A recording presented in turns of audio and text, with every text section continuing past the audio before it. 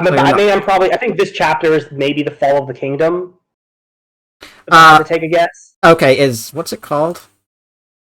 I just finished N-Bar and I'm moving out through Aryan Road. Okay, so Aryan Road. No, wait, okay, no, yeah. I finished.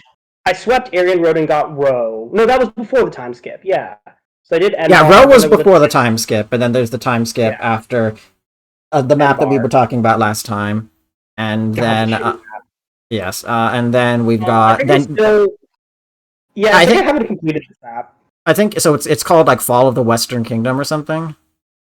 Yeah, probably. I don't know the. Okay, because there's if it's what I'm thinking of, there's it's complicated, but yes. So there's a really in the late-ish game. You're in the early late game. What I would say is that there's an interesting and depressing, but interesting interaction you can get if you do a specific strategy that should be probably pretty obvious. I'm guessing you've been recruiting everyone you can. Yeah, mostly because I haven't really, especially because I'm playing on normal. I really have not had a challenge, so I haven't really needed to use my strategy resources for like other things. And even then, I can still do one or two. So yeah. I've just been recruiting everyone because I don't see a reason not to. Yeah, I would say there's not a reason not to. I will. Yeah, I've also been using some of them. I don't know. This game's kind of a lot of units. I've got a good spread, so I do have a decent backup in case like the game's like, oh, by the way, you suddenly can't use this unit. Like when they're like, hey, you know Edelgard and Hubert, your best units. And I was like, yeah, what about them? Like, yeah, you can't use them now. I'm like, okay, thank you. So that's that. But that's fine. I have backups. If it's any comfort, that happens on literally every route at some point. At some point, it doesn't really matter. I always have enough backups, like just. You know, just because of your training multiple units, plus New Game Plus is going to fucking trivialize that. But yeah, yeah. I'm gonna say, let me volume down a little bit.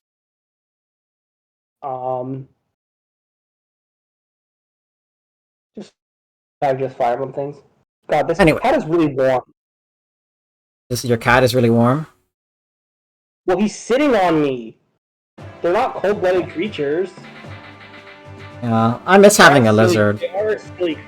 When I'm in a living situation that permits it, I want to get a snake again. I didn't know you ever owned a snake. I didn't own a snake, but I meant a reptile.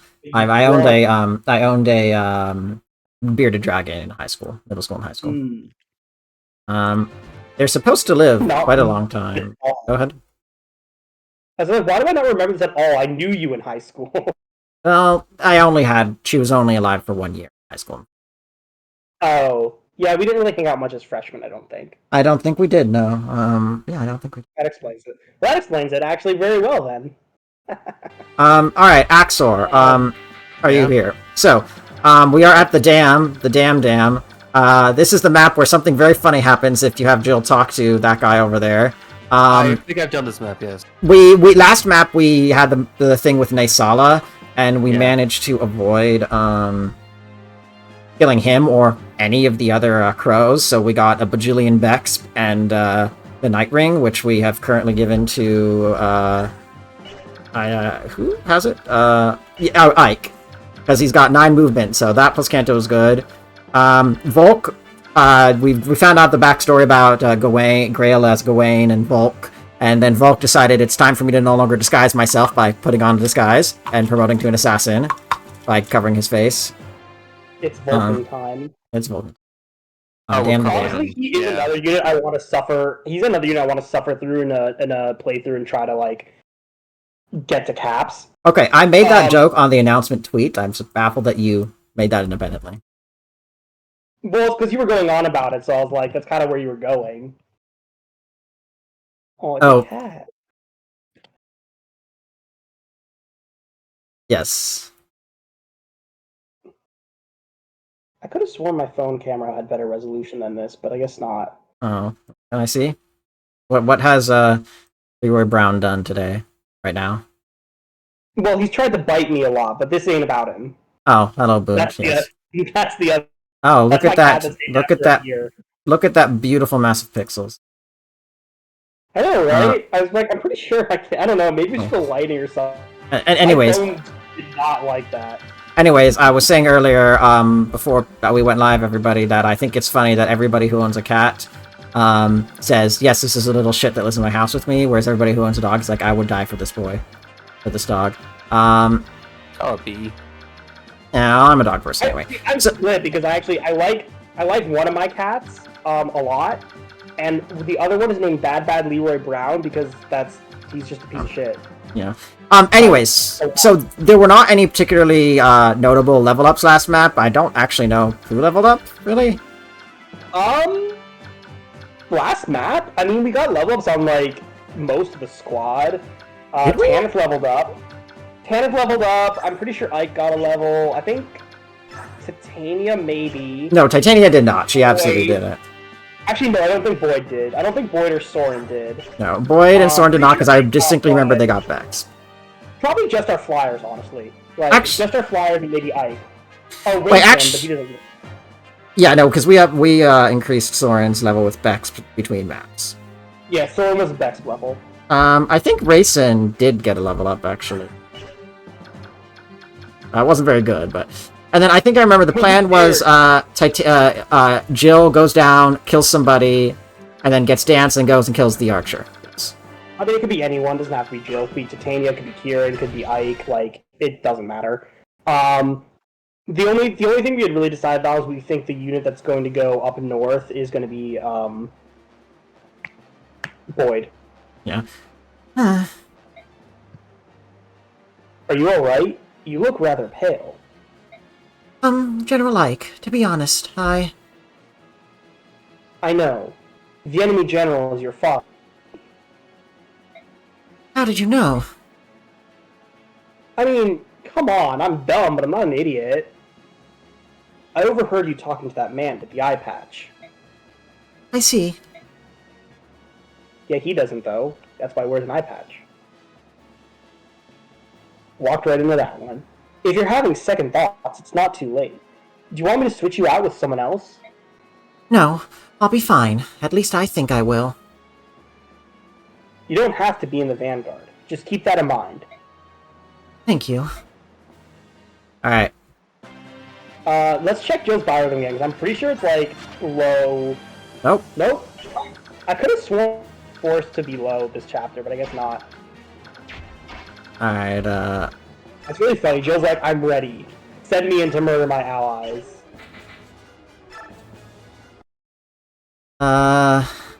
So, Axor, quick question. I saw you were playing BG3 earlier. More your co-op game? That's a kill. Yeah. How's it going? Is that the one where you're a paladin? Yeah. What, oath are you again? Vengeance. Oh, that's gotta be fun, at points. It can be. I think Rayson... I think she goes here, so Rayson is a little bit farther away, yeah. I mean, it's not hard no matter where she goes to make a wall. Yeah, but it's a little bit easier because it's one fewer tile that you... But, how are you still in Act 1 in that, campaign, or...? Yeah. Act 1's Okay. big. We're in Grimforge. I haven't found that yet. I just beat Auntie Ethel today, which was... I actually didn't have to reload, which is astonishing, given how much that's to happen. It seems like it's still like a messy fight happened for you. It was messy, as I said. It was going great, and then Karlach got pushed off a cliff, and was dead for the rest of the fight. She can, absolutely. She absolutely She's can. never done that to me. She's never pushed me, but I guess we were like stood that close to the Kind of a edge. really bad spot for Jill. Why? Because it blocks one of your units attacking the Axe Fighter. Why did I do that? Yeah, you know what? Let me, I mean, I'd just roll with it because you still have resources to deal with it, but like, you know. Yeah, I mean, honestly, having this unit up at having Jill that I didn't want to mention it until after you had already made the move. But having Jill attack the archer who was close to the rest of you was probably not. She was also your most forward unit. You know what? Yeah, I am going to redo this. That was a very silly. I mean, there's plenty more you can do from here. There's no point in over every mistake you make. That's how you improvise and do strategy. Yeah, okay, fine. Well, I'll do something a little bit different, but yes. That's how you get into really weird situations where you have to scuff your way through a turn when you're like, I've used all my good units, but I suddenly realize I have to like kill someone with a promoted Priscilla or something ridiculous. Yeah, and that's when the game is interesting. Good point. So, I will repeat that and see what happens. Question, what is the turn limit for Bext? I think it's 9. Let's see here. Oh, it's 10. It's 10. Also, once again, we have the Bird and Beast Lagoos have unique dialogue with Shihaharm, Jill, Ike, Tanith, and, well, Raisin, but don't do that. Yeah. I think he just dies. But yeah, so Jill, we have Mordecai deployed. We don't have a Bird deployed, so basically Mordecai and Tanith all have unique dialogue with Shihaharm. Oh, I guess I can't do exactly that this time. Because... Okay, well, it's still scuffed, so, I'll just go here. This lets her be forward and maybe attract attention from somebody that she... I mean, she's in range of not that many enemies, honestly, so it's very safe. I mean, I'm not worried about her dying. I'm in range of enough wood. What? Okay, Soren can take this out, and then either Kieran or Titania can take this out. So let's go up here. Boyd can just go here with the hand axe and kill. Ooh, now I want ramen. One of my friends just posted a picture, and I was like, but I do want ramen. I had Chinese food for dinner instead. Nice.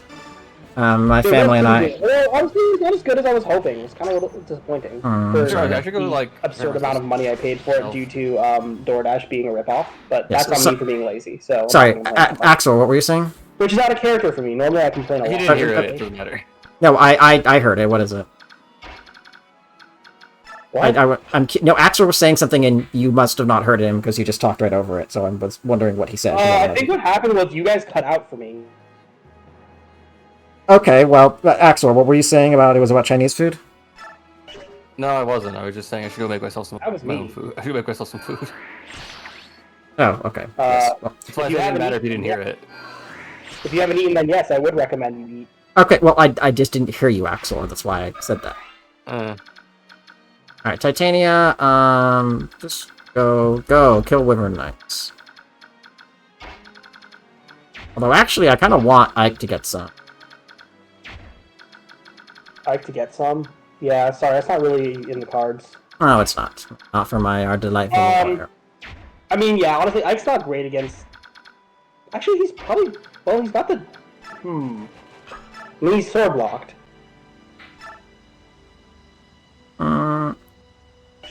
Probably isn't great. Titania's pretty good against the Wyverns, probably.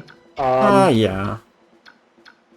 Marsha definitely. Marsha just probably straight about stats. Well, Marsha probably... Well, she can Javelin one. I mean, we can Mordecai Smiter if we really feel like it. That does not kill. Also, I you about... While it would be really funny to watch this completely fuck you over, I think I'll be nice and warn you that there's some long-range tones on this map. I should have probably checked for that, yeah. Yeah, right about now, now's about when you want to start checking such a thing. They start appearing a bit more. I believe there's a blizzard and a bolting. Where?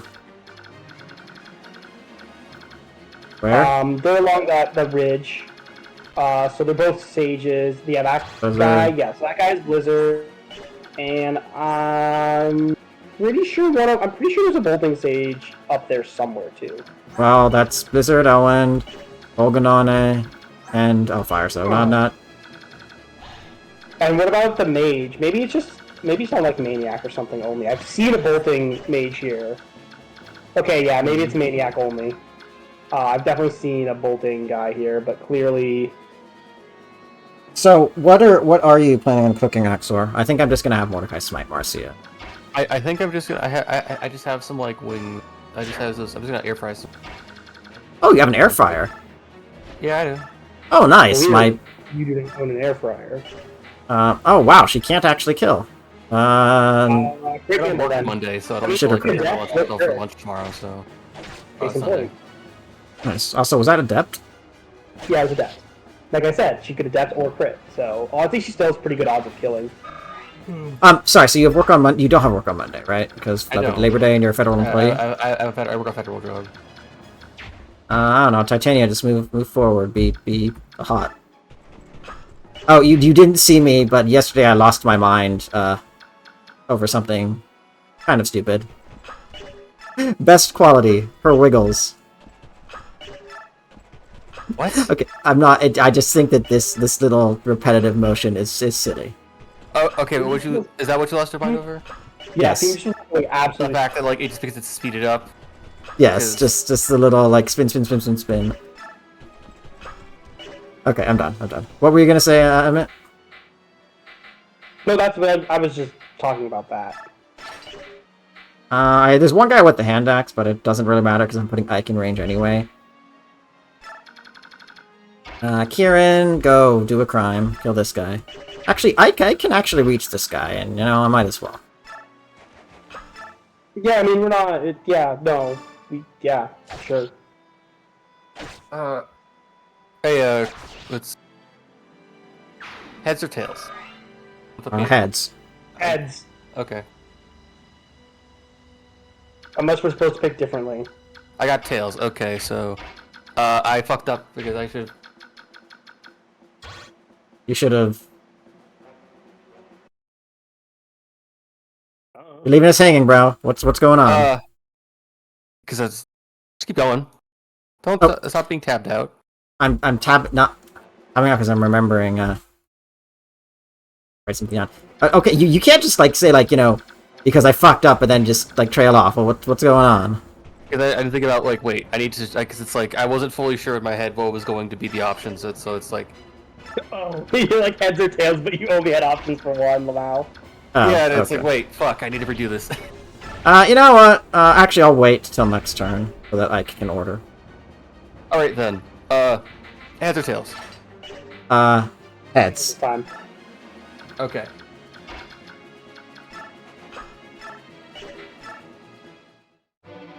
Alright, heads this time. Alright, vengeance it is.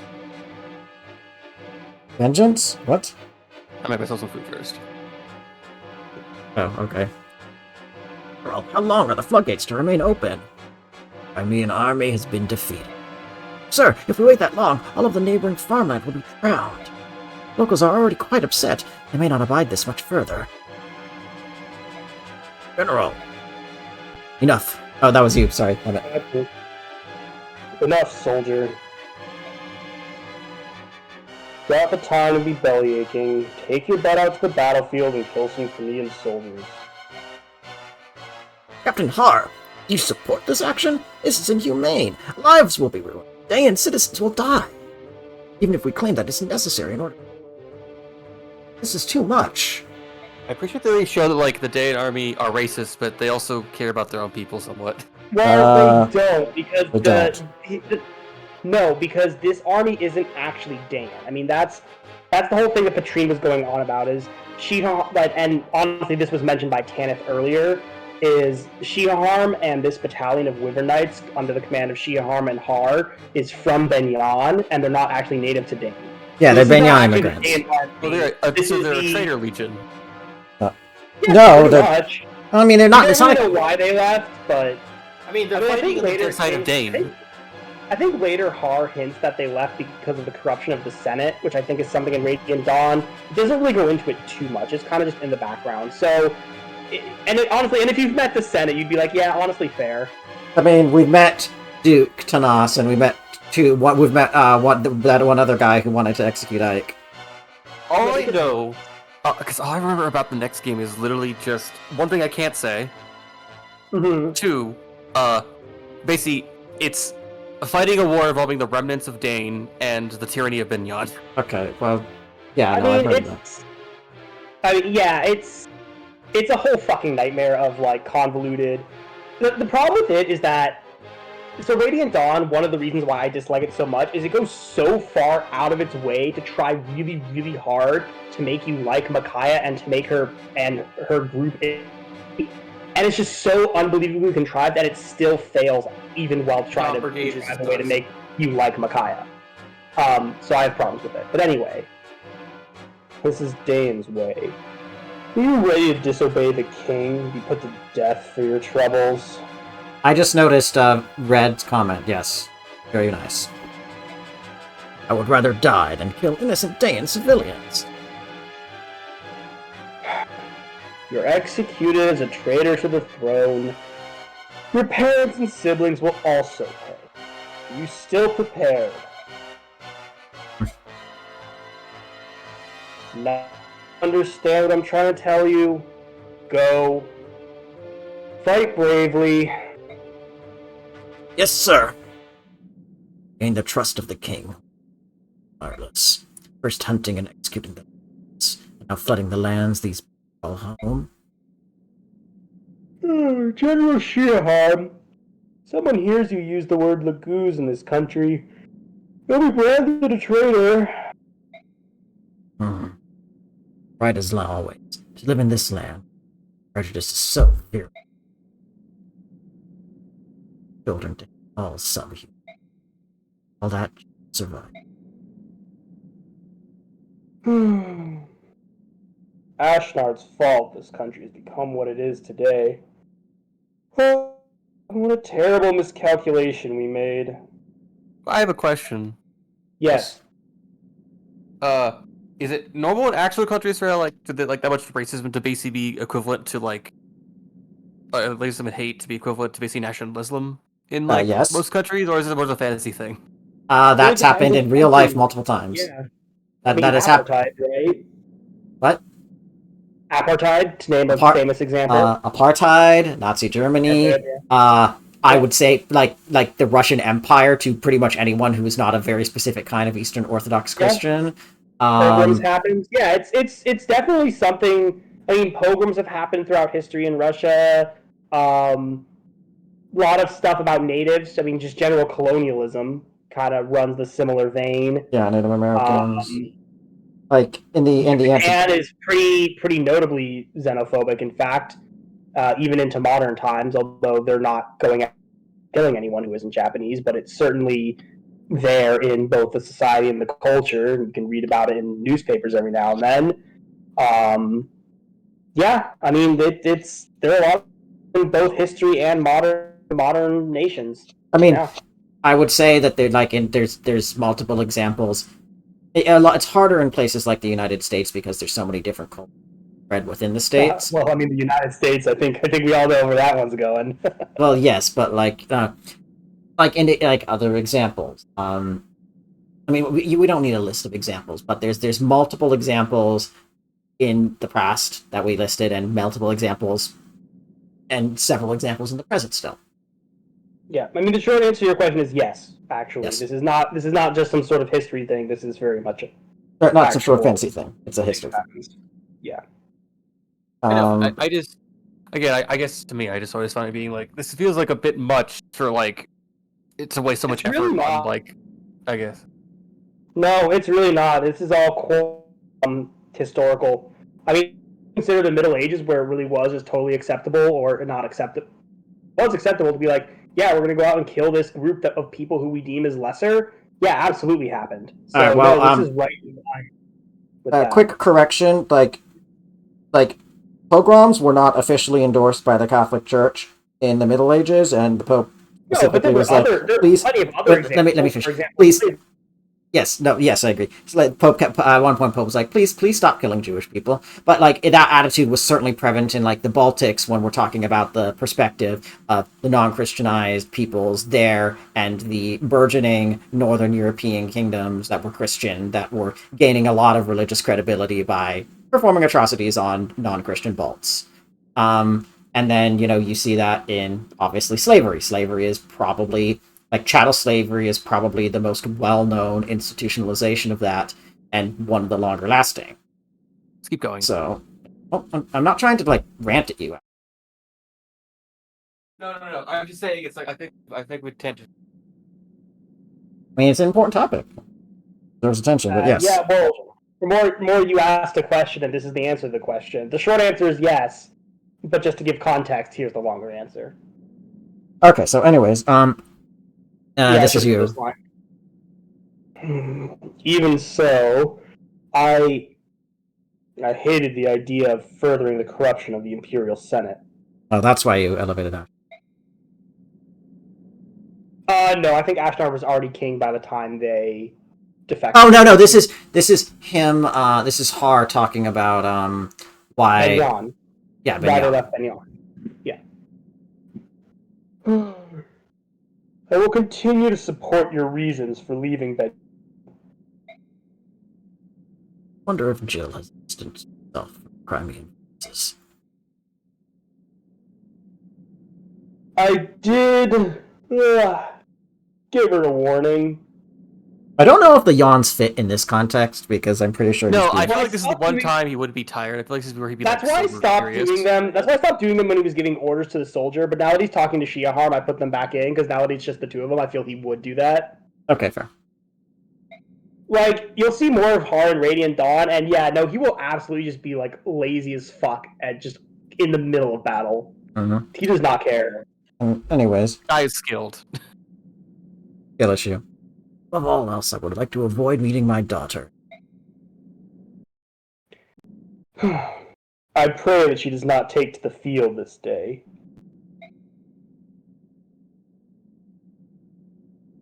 Knowing her temperament, talking with you would only increase both your sorrows. Oh, yeah, don't do the talk conversation, guys. I have but one favor to ask. Say it, and it will be done. Not fight today. What? Only one side can beat it in the end. Care for survivors.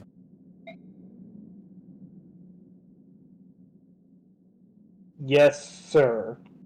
Commander Shihaharm. Commander. Long years since you called me that. May the fortunes of war be with you. Through all that's happened, it's been an honor to serve with you. Is this a route map? No, it's arrive. But he is on the arrive point, and he will not move. Okay, so basically, could you do a whole thing where you don't kill anyone, but only Shiron can just get out of the way to end it? Because I know it's really not doable, but like I feel like if you did that, it'd be like, because technically these guys aren't people you kill, I guess. I mean, they're still Dayan soldiers, technically. Yeah, they're still Dayan. Or yes, you could unequip and, you know. Oh, whoops. Like, oh, it's a longbow. It wouldn't do much damage anyway. Nice. Like yeah, I mean, you definitely could go and only kill Shiharm. There's the bolt. Definitely not worth it. That's Blizzard. Siege. The siegey tone. Kieran was your... Actually, I was about to say, Kieran was your most appealing target, and then like, yeah, of course he was. Yeah, he doesn't double and will probably miss.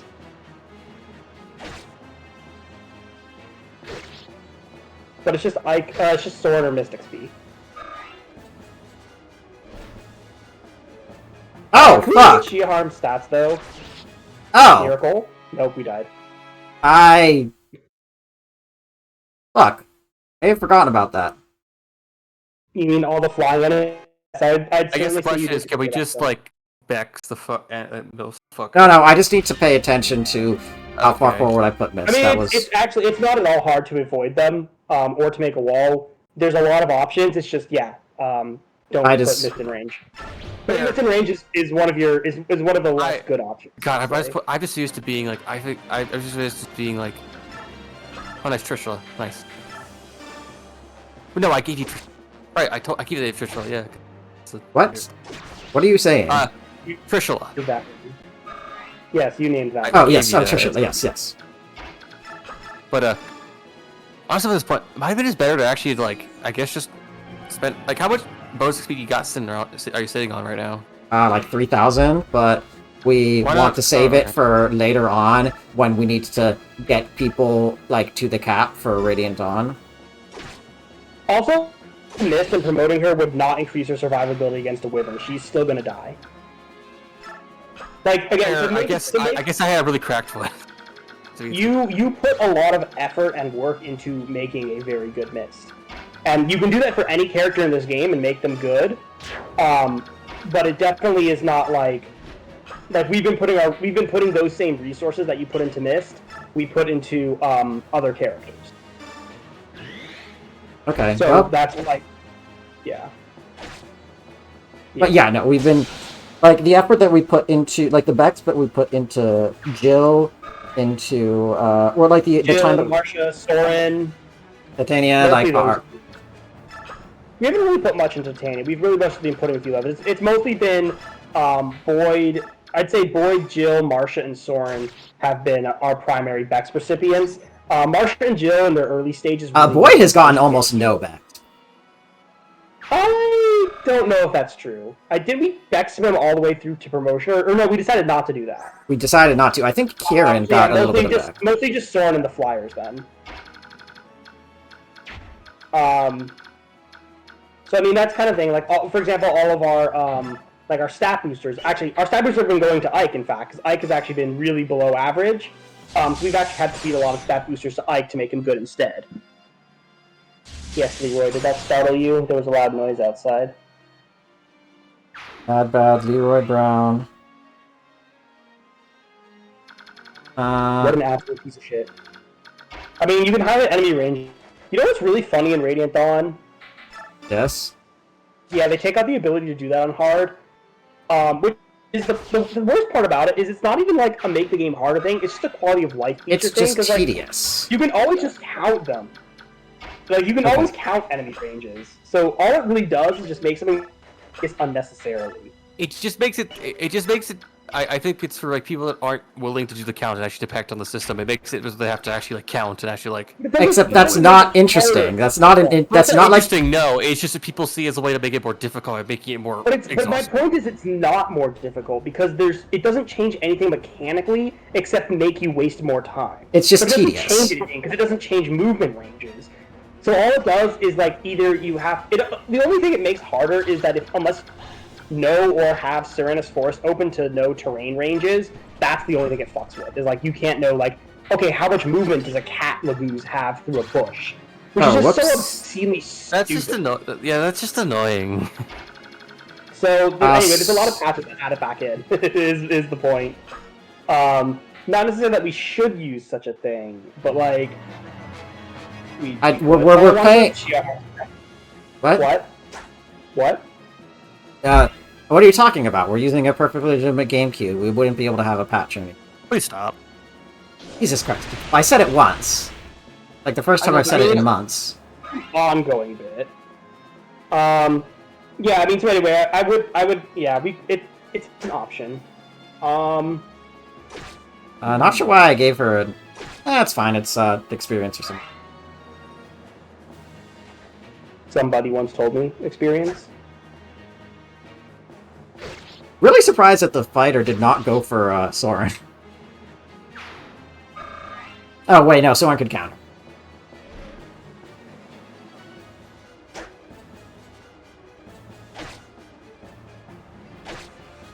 Oh, that's really fitting. Oh, sad.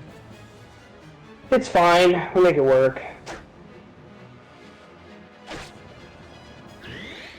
Oh, nice. Nice. I mean, that's why we kind of gave him skills. Oh, there he goes. Honestly, that's kind of why we gave Jill Cancel and not Adept, even though they both were. We probably, like, I remember talking about putting one on each. Is Jill's strength cap is higher, so she's going to run around more often and need Adept less, and Cancel will be better for her. Whereas for Marcia, she's going to need Adept for killing more. God! Fuck you! Wow, that's a hole. For me, that's like, I'd fucking reload my goddamn quick save on that. I wouldn't. Like, I wouldn't. It doesn't affect anything. We're still probably going to cap most of the things we want to cap anyway. That hardly matters. That's fair. It's just, to me, that's entirely fair. No, yeah, like she's. I just get a very visceral reaction to like. No, I get a very visceral reaction to it too, and I sometimes would reload. But in this, to live by the RNG, die by the RNG. So if the RNG screws me over, that just means my runs unique. You've just done it enough times where you're just kind of numb to that kind of feeling. He has only played Radiant Dawn once, or Path of Radiance once. I mean, like all fire. Out again. Copy. Oh, nice. Cool. It's not bad. What I was gonna say before I cut out was the other reason I don't reload is because I've played these games enough that like if I rerolled every level and made every unit good every time, it would be boring. So like I want the RNG to make things more interesting and give me like a weird, unique unit. No, I understand that. That doesn't mean I still don't have like a visceral disgust when I get an empty or very bad level up. Like that does me. Yeah, to me it's like me choosing to stick with it does not mean like I can't be like Jesus fuck what happened.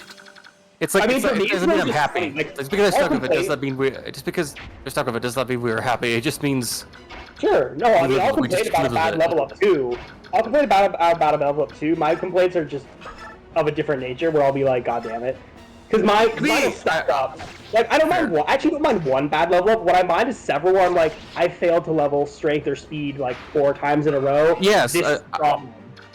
See, I've been to the place where it's like, oh, what is wrong with this character? Why is this character refusing? Why is this character stagnating? and that's and then we end up benching Oscar, which is crazy, but like that's what happens, and that's interesting to me. Yeah. Oh wait, do we have a killer on Void? Oh, that's unfortunate. No, but he can... With Vantage, he has Vantage, so killer would be pretty good on him. Because he could, you know, we could just hope for the crit. True.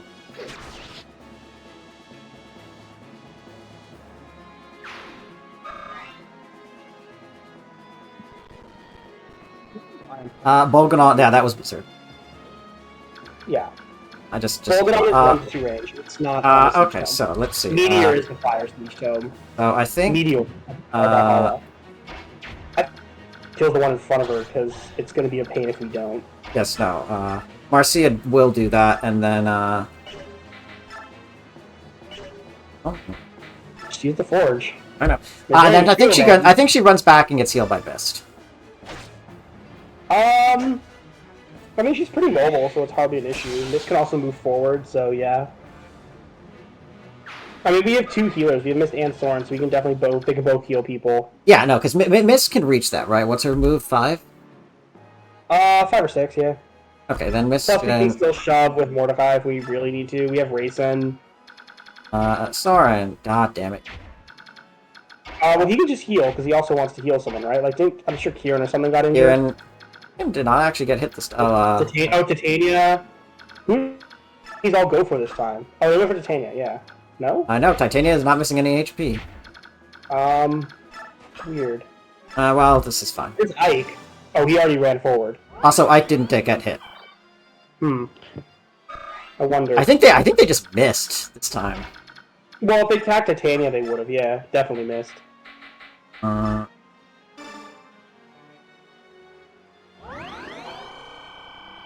We could also consider mending her next turn because we're going to throw her again back into Blizzard range and Mage range. So we could ward her and then send her off. Or we just ward her now, honestly, with Rayson if we're going to do that. Yeah, why not? Or we could dance Marsha. It's kind of hard to say what we want to do. I would rather do this because she's also. I want her to start taking care of like the archer. She doesn't have the full guard though. That's what Tanith is for. Oh, that's what Jill is for. I think on Jill. I mean, she doesn't need to fight the archers. I mean, she can also kill the archers before they can kill her. Because look, the archer. There's only one archer. I mean, yeah, with Kanto, it's not hard to do at all. Alright, Titania, you probably go here. I'm gonna have you equip this. Wow, she doesn't actually kill. I mean, her strength isn't amazing, so Killer Axe? I'm actually okay with not killing and just the person suiciding into her or going into Ike. I'm okay with that. Sure. Yeah. So Axor, is there anything else coming out recently that you're interested in, game-wise? Because I don't really... I know you've been playing a lot of BG3, but I don't know what else you have. Also, I think Jill is gonna... No, actually, that guy... Well, that guy has a bow. Just get the Wyvern Rider, because something interesting might happen. Emphasis on might. Oh, that's... but no, Axel, Okay. what's coming out that you're looking forward to, or what are you playing besides BG3? I know you're playing a lot of Black with Wukong. And he is gone. Well, maybe he went to get something to eat. He did mention that. Right, my bad. That's not what I want to do. Do what? I was gonna push Marcia, but I don't want to do that. We could actually, honestly, as long as we can make a wall, I would be down to smite Rayson. Put him closer to the action. I think my race. Oh, yeah, we can Smiting. do the wall. We've got Tanith and Kieran. Well, even if I yeah, don't, like, well, nobody can reach. Don't think we want to put Tanith in because that's a killer bow. Well, I also like, they can't reach him anyway. Yes, well, that's also, good. We could move him up, just border into the... I mean, Kieran's probably fine.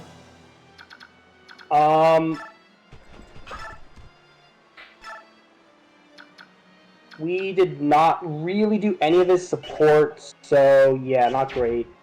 Tanith does support Marsha, but don't have a lot. I mean, there's no reason not to send them the two of them together, I guess. Sure, I keep forgetting about reinforce, but I can do it this turn. Well, there's also no reason to, because, unless, they do... I mean, there's no reason to use reinforce if you don't have to use reinforce. Let's say you have a goal in mind. It's fine. I mean, now we're just gonna help. Now we're gonna help out Boyd, which is fine. But there's also, They are gonna steal experience from Boyd. Yeah, that's kind of why you don't really want to use them unless you have a plan, or you don't. Okay, well, that was a mistake. They're really good, and they're super useful, but they're also not you don't need to use them for everything. This is gonna sound weird. I'm actually okay with just weakening these guys a couple of times. And then they'll suicide into somebody, and if it's Ike, then great, experience for Ike. And if not, then, whoever gets it, gets it. I mean, we're not really in danger, so sure. Yes, no, that was me going way too fast on the reinforcement option. That's silly. I mean, it's a skill that... It's like a tool that's there, but you definitely don't have to use it. Also, it just adds another turn. I mean, we can tell them to halt if we feel like it. I just direct them with, Yes, with Ike. good old Ike. Although, these Sorry enemies are about all gonna... I could hear you the whole time. I was washing my dishes Okay. and also setting up the air fryer. Oh, nice, and Jesus Christ. Is that the Well, that's Falcon the Knight? promoted. Yeah, it's promoted. Oh, okay, goodbye. Yeah, they're also, gonna heal. That healing AI, oh my god, they're just trading it. So yeah, what are I you... guess that's why you don't open them. Okay, yeah, maybe killing them was the right call. My bad. I mean, we didn't have an option to. None of our forwardmost units could kill them. I mean, but I could have, ganged up and killed one, so only one went back to it. Yeah, could have. It's an option. But yes, what are you playing besides Black Myth, Wukong, and BG3 now, Axel? And is there anything coming out this year that you are looking forward to? That reminds me, I need to actually go do an event. 14. I gotta go do that at least. Okay. Yeah, I remember. So 14, I caught up on MSQ, so right now I just don't feel like playing more 14. But I cleared all of Cat Quest 3 a while back. All of I'm what? trying to play more what? You cleared all of what? Cat Quest 3. Oh, Cat Quest, thank you. And then now you're playing Resident Evil what? Wait, what? Wait, you said you said you're playing Resident Evil now? No, I was playing Final Fantasy. Okay. I finished MSQ and I do an event. I know it's an old joke, but I really continue to wonder what the idea behind the name Final Fantasy was. I think it literally was like a thing of it was like its final project. It was like their final project for a thing, but I think that might be wrong. For I'm not Square sure. Enix? Well, back it was only Square then. Oh, right. Squaresoft. Yeah, honestly, this is weird. It's a weird name. Ooh. Oh, provoke. Thank you. So basically, the Oh, coin yeah. tells us we like playing, booting up Black Myth Wukong because I actually want to get that done within the week, or playing more SMT 5 engine. And it's like maybe I should flip a play actually if I play 14 to get that done, but it's like I'm not sure. I could smite her up. And that makes sense. I can smite her up. Whatever, you can hear me. No, I can hear you. I'm just not sure what to say. I'm also trying to discuss my strategies. But yeah, so you're trying to beat back with Wukong this week? I want to beat it this week, so it's I just need to like get back to playing it because I'll be probably doing a lot of other stuff like tomorrow and the day after that. Anyway, sorry, what were you saying, Emmett? Thank you, Axler. I was saying you can do... Honestly, you can kind of just go in. I mean, you kill the archer, So Yeah. Marsha and Tanith are probably relatively safe just to go in. Yeah, no more archers. I mean, they have pretty good res. The Armor Knights, they're not really going to kill. I mean, even if Tanith uses the Sonic Sword, she might be able to kill them. Oh, although it is nice. Yeah, Marsha does not give any attacks, so... I'm probably better off trying to one range jump with Marsha or something. Because she can, like, Adept or Crit or something. Right. Huh. I mean, that's in range, but... I'll go here, and then I can shove with, I mean, we also don't need to do it this turn. Like, our other units are going to get there. We don't have to attack them right. Yeah, I can wait. Ike with the Regal Sword, for example, probably does fine against them, too.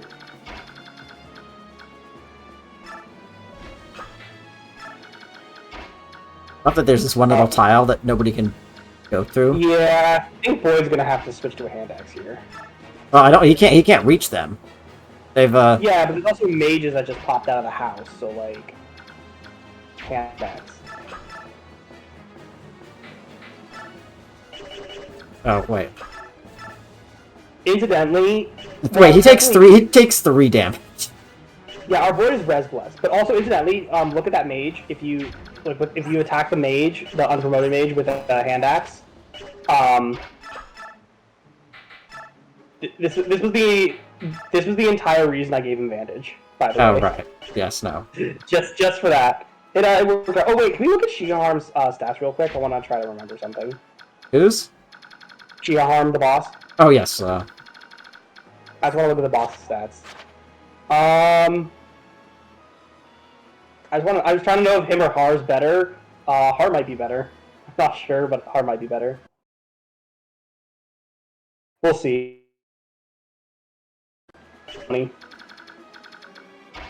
Well, I will have him take out the stage first.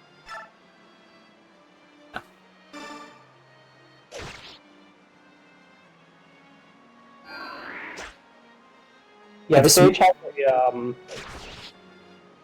a staff, so that's definitely nice because you don't want them healing anyone. Alright, and then now Mordecai. Is anybody taking damage? No. Not really. Maybe we rescue drop Racing forward with Jill. Maybe we don't actually do anything this turn, and we just rescue drop Racing with like. Yeah, with like Kieran or something. Well, we're gonna rescue him anyway. Oh, well. I mean, we lose a square of move on Jill this way. It's not really that important, but like it probably is better to move. Better to move. Right, that was first. We can't use his turn anyway.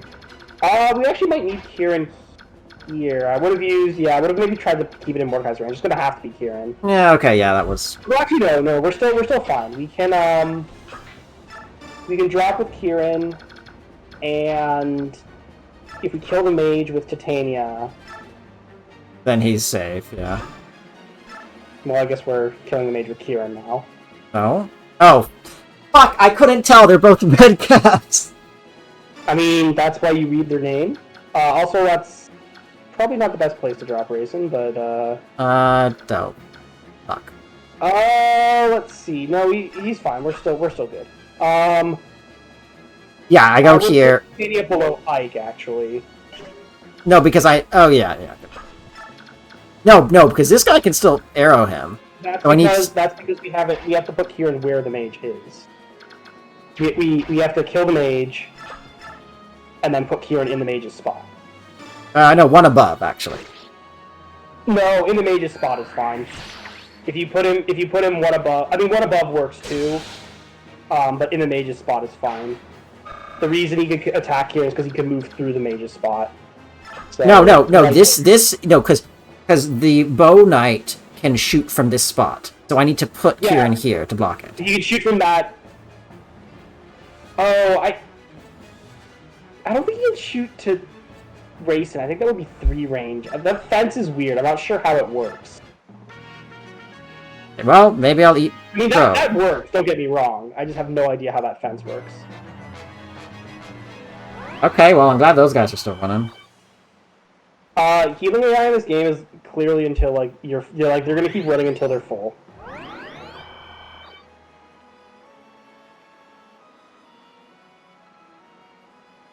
Anyway, hopefully Kieran doesn't die because he's. Jesus Christ, the timing there. The timing on that.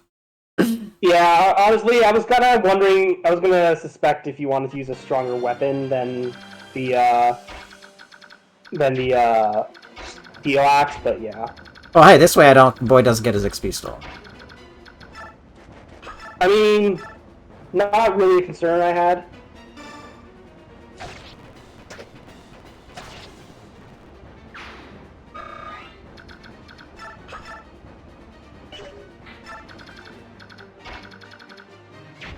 Also, we do 10 turns. We can absolutely just play it slower.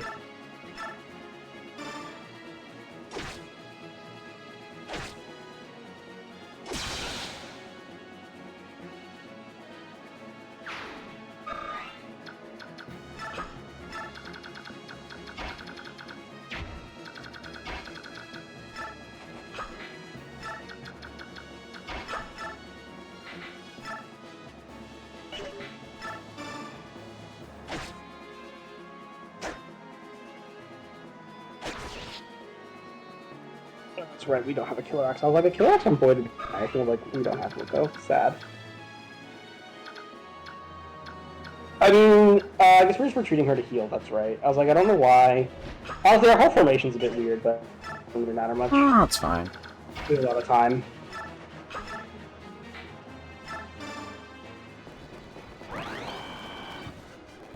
I just realized. How far, like, Sorry? I said it's more about how far back Racing is, for example. Well, I'll put him forward as far forward as I can. Although, I kind of really want that on. No. I mean, if you want to dance miss, that's fine. It's basically the same. We can also just do other things to move him again, like Might, Rescue Drop, the honestly, usual. Kenneth can probably pick him up. Well, we don't have to. It really depends, because, like, we're also not... It depends, like, we might not be pushing far forward, is the other thing. Like, we could also just make a wall that we didn't do last time and just try to... I would like to play this aggressively. I would like to play it.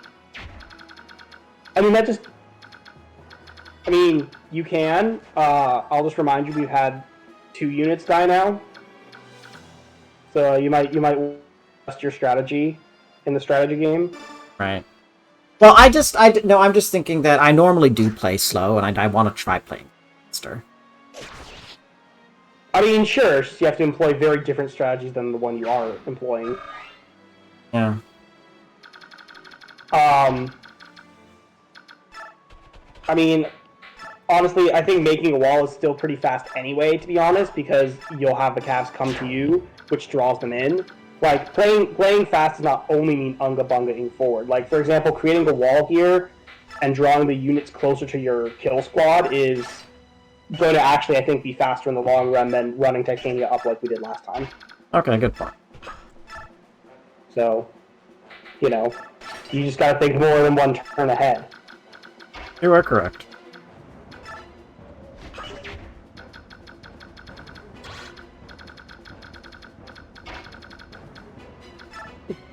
Okay, that's good. That's expected. Oh my god. It's done no damage. I wonder if that was exact lethal, because Kieran, I mean, I guess his defense isn't great, but like, I don't think it's that bad. I mean, it crit. It was a crit when it killed him. Nice. Well, it was. That's what I'm saying. Is like, even though it was a crit, I wonder how much. Like, I wonder how like much he needed to survive. Because like, again, his defense isn't bad. Right. So.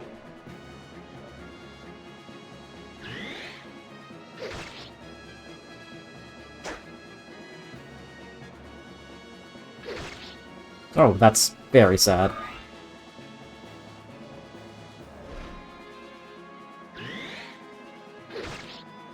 Alright, that's better.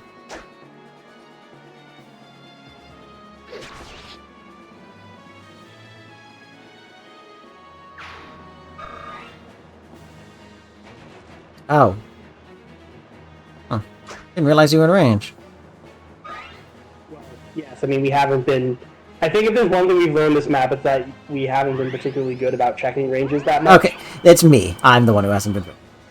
Don't. I mean, I haven't been checking them either, or bothering to worry about it. So this is probably Helix B for Kieran.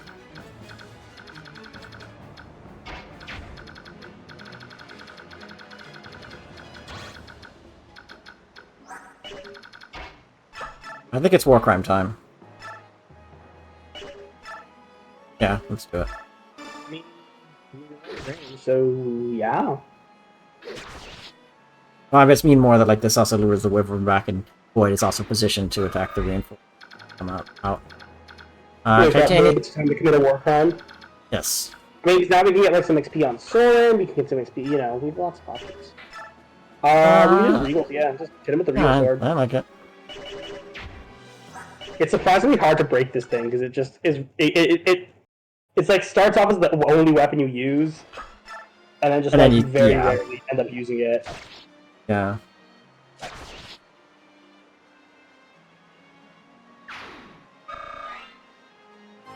Alright, Ike, please get strength. Yeah, I told you we should give Ike the 2 magic dusts. I mean, speed defense. That increases growth. No. Spirit Dust gives him 2 points of magic. Oh. I think I will wall up here. I mean, we don't. I guess we can make a wall if we're gonna rescue drop something up. Yeah. Honestly though, like speed defense is a pretty good level up for Ike.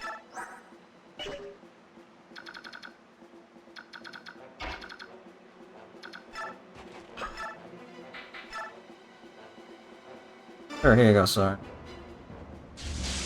You gotta get Soren XP.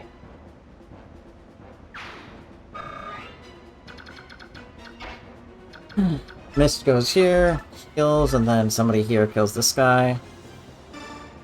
Yes, I'm putting Mist in between my physical units and this guy, but almost everybody that can attack him. Yeah, I mean, he's going before them. And also, yeah, I was gonna say it doesn't really matter. He could absolutely just kill. I want Titania to be part of this wall, so hold on. Okay, she still can. Oh, if she goes here and hand. She can also just attack the mage. Like, why doesn't she just go and attack that mage in front of Ike? Good point. Like, we don't need to make a wall. There's no enemies here to wall.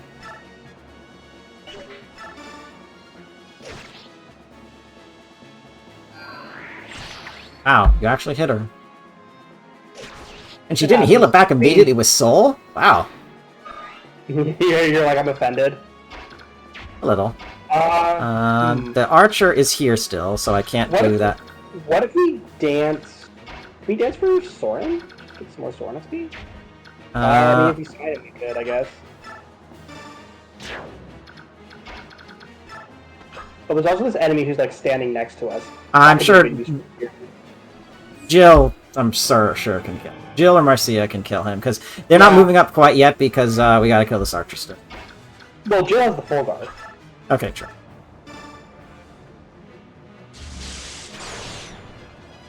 I was wondering about rescue dropping someone up, but unfortunately, I think we're all a little bit too spread out for that. It would be nice to rescue up like Soren or Rayson. Well, Rayson... If Tanith comes and rescues Rayson, we could do that. Yeah, I'm okay with that, and then Marcia can get this kill, and then... probably... Joe can go up, I guess. Yeah, Joe can go forward, maybe get a snipe on this guy. Oh. Yeah, I mean, she can... She's fine if she wants to do that. Like, she'll take no damage. Yeah. The archer's still gonna outrange her. And then Marcia gets this kill. Yeah, but he's gonna have to use a he's gonna have to use the longbow to outrange you, so like who cares?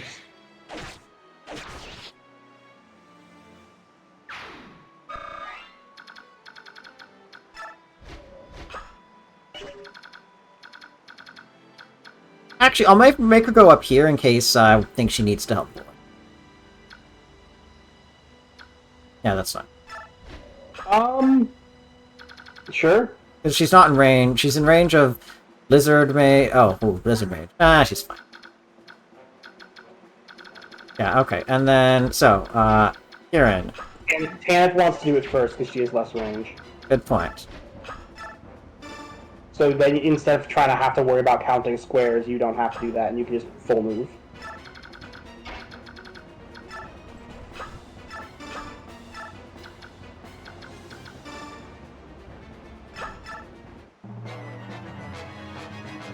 Oh.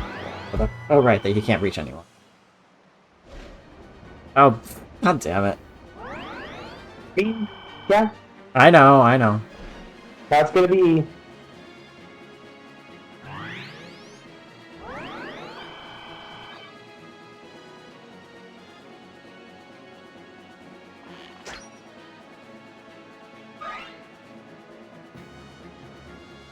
Wait, you hit Marcia? She is effective damage, yeah. Oh, right. Right. Marcia has higher res, but it's effective damage. Yeah. I don't know if they see that, but yeah.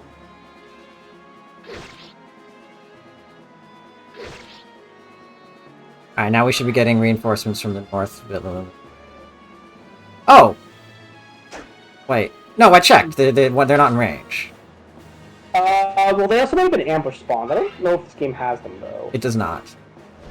Fuck! No! Oh my god, Rayson. Yeah, I was like, did we check? We must have forgot. I think I forgot about that. Well, that, or they again, you know, the good old... No, they're not. This game does not have ambush spawns. I think I just forgot to check there. Okay, well. I mean... Thank you, Rayson. Yeah. It's been happening. Thousand accessibility feature. Oh, oops. Yeah. Okay, I don't think it's really necessary for me to do the Vantage hand axe. Oh, hold on. What? You have steel. I don't need to do the hand. Cutting out. I wonder if it's me. Is Axor still there? You cutting out? I'm here. No, he went to go do something. Oh, he's here. I'm here for just thinking of something. I think I don't need. Go ahead. Well, one of them, I mean, you might as well hand axe. I think one has a jab. There's obviously a mage, like. Oh yes, they do. Okay, So right. I'm pretty sure you want the jab. You want the hand axe.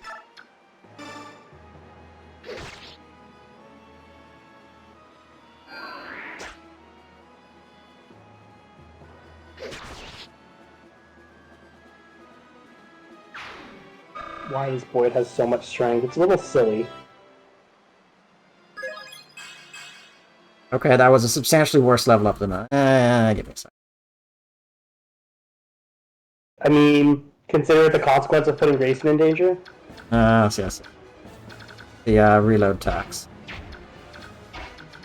Ike, kill this fool. Actually, no, that's probably too ballsy, given how many of these guys there are. I mean, who'd you want him to? To kill this guy. It's fine. Yeah, that's I fine. mean, we've got a ton of units up here. We can limit how many get attacked. Yeah. Is that a sniper? I don't think I go much farther forward, maybe. Yeah, no, I don't think you do either. Yeah, just... Oh yeah, Sorn. I would go up, because that's closer to everything. Good point.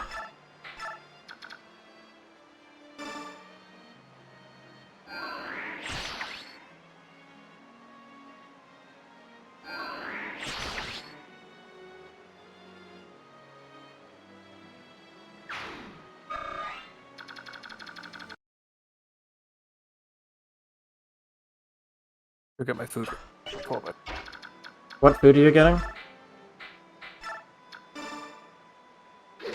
Okay, goodbye. Well, he went to get his food. Oh, Jesus, yeah. Prayed to the right gods on that one, huh?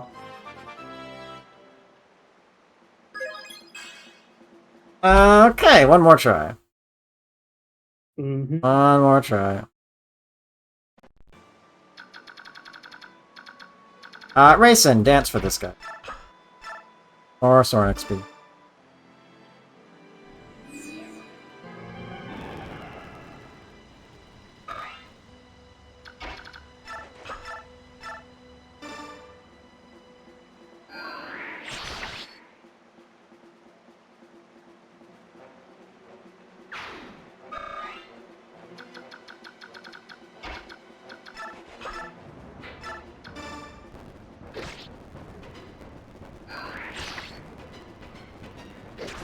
sooner or later we'll get there. Sorry? I said sooner or later we'll get there. I know, I'm making it Yeah, take maybe longer. my internet has just decided to be crappy for some reason. Alright, you know what? I think my food didn't air fry, or it did, and it like doesn't say that it's done. So I'm in a weird thing where I'm not sure. I mean, I don't know what to tell. Yeah, like, it's kind of, I'm not sure what to say about that. Well, that was the level of all time. What are his caps again? I'm not reloading at this point, but I'm just curious. They're pretty high, so honestly, I don't know. He is a warrior. He's got 30 strength. 30 strength. 20 magic. 28 skill. 27 speed. I mean, 40, you can hit most of them. It's just gonna take 25 some defense. And 20 ret. He's gonna hit his rest cap. Well, that's insane. Void with This red. sword just. How did our sword end up? I don't remember like getting a bunch of res level. How did he just end up so res blessed? Like I remember a fair few early on. something off. Ratings and surprise hits, huh? What'd you say? Ratings and surprise hits, huh? Yeah. Did I start yelling into the mic or something? Maybe? I mean, you'd often, like, we've had this discussion before, it sometimes does I feel mean, you really could also, hard. like, what's my volume in you guys' end? Unless you guys It's can remember maxed. What? That's a good question. What is my? I have you at about. Mine's normal. I haven't changed mine. It's 100%. You're at Okay. maxed. What's Emmett's value then? Emmett's is maxed, but he is also having internet issues. I always have my Discord calls at maxed. Oh, then I think you might just Your need max to is up your 200. volume of your computer, or like your Discord's volume in general. They're Me? also no, me. And my Discord volume is maxed, and I can't max my computer volume, or else I will go. Oh, for Fume, I've moved Fume up to 160, but Axor I have at 100. Yeah, no, I'm talking. We're talking about me. I think your audio is is a bit fine, but I don't mind it. I haven't had an issue with it. I I was saying it's a few, not you. Like, I What think about- you're fine. What? Well, Fume's fine for me, so. You filthy Crimean. Get out now. There's nothing in this shack that would make you so happy. Oh, she won't leave till you get something. Is that it? Here, take this old stuff. Now hit the road. You no use to need to steal anything else from us. Take my life as well. In that last skirmish, my boy, my only son, you stole his life, curse you. I hope you're satisfied. Ouch. Oh, rescue. Here and standing there being like, well, I mean, you guys did invade us and kill our king and all of the holy guard, so. Oh, I mean, that old man didn't. No. I mean, clearly his son was on the Benyon border, but I mean, I'm not sure what you expect when you attack another nation. Well, we're not blaming civilians for the actions of. No, but we're militaries. saying don't I think his hatred is criticize. placed. We're not blaming civilians for war, but we're saying don't criticize, like criticizing Kieran for attacking a soldier. Like Kieran, he wasn't like you killed my unarmed son in cold blood. He's like you killed my son who was a soldier of a nation that is actively engaged in war. Nice. Yes, I can see why, from a personal standpoint, he has every right to be upset. But from, the larger narrative perspective, as someone who is playing, and what I'm saying is he's not terribly sympathetic to the player. Oh my god, Leroy, why are you being such a dick to that cat? Be I'll nice. just try this. Okay, well, that's a kill. Oh my god, she didn't even need the adept. Fuck. My cat's being mean again, but this time he's being mean to the other cat, not me.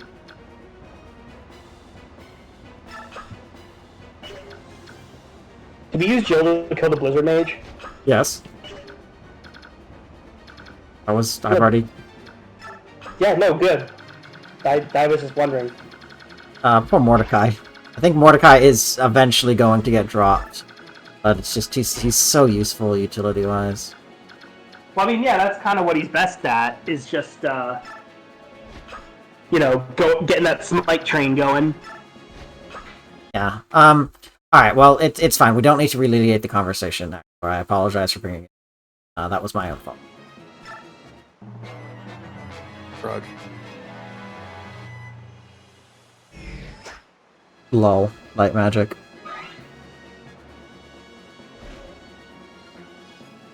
Oh, that's annoying. Right, I forgot there's javelin guys here. Well, that's gonna be before the hand axe, but this is fine. They're gonna attack Ike or someone anyway, so not really much we can really do about it. We'll just murder them with like Tanith, Jill, and Marsha next turn.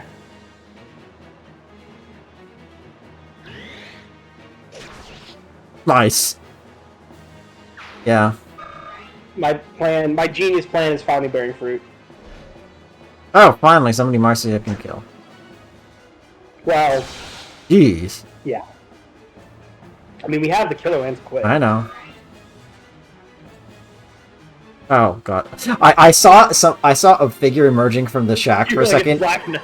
You were Black Knight. That scared you of trauma. I was Burger Kinging a little bit. Yeah. All I right. can just go with the village. Hold on, youngster. Who do you think you are? You can't just come barging into people's homes. Let me tell you something. You can ransack my home all you want, but you'll find nothing of value here. All our young men have been dragged off to war, and all that's left are women and children. So if it's gold you're after, take that scroll on the floor there. May be able to sell it. It's just something I picked up, so I don't know if it has any value, but take it anyway, you dirty thief. I do appreciate that all of the villagers here are kind of like, what the fuck are you doing in my house, compared to, you know, when we're in Benyon or... How video games normally work. Yeah, I mean, Fire Emblem always has a bit of a variance in that, where, like, you know, friendly towns like, oh, you've come to save us from bandits here. No, like, yeah. I know, I'm just saying I appreciate that. Yeah, no, Fire Emblem doesn't good. Thracia, I think, had some really good ones.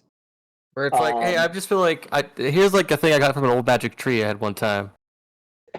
Honestly, Thracia's crazy because, like, on the one hand, it's like this extremely dark and, like, pretty grim story, but then, like, all the villager dialogue is, like, fucking psychotic. It's fucking funny. Like, it's insane. I mean, I think it's more just, I think it's not psychotic. You're looking for is supremely goofy.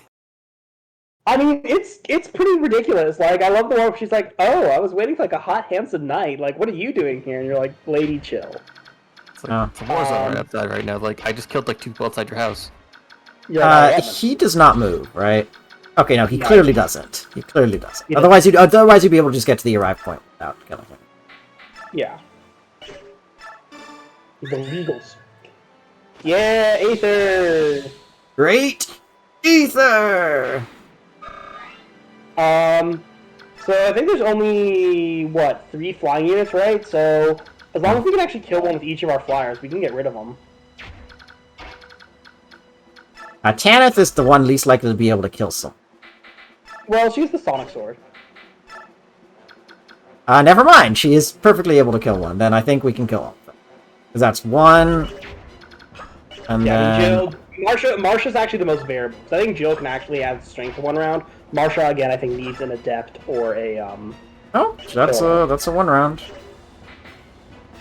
Yeah, no, she doesn't need... Okay, then yeah, we can just kill them all. We can kill every last one of them. No damage. This Yeah, is a... I'm going to assume defense plus. I don't think she's normally that beefy, but I could be wrong. Yeah, she's got 21 defense. She does have a Draco shield, but... I was wondering if we were going to put her in range of Tanith, but I guess not. It's only really hit. She doesn't really need,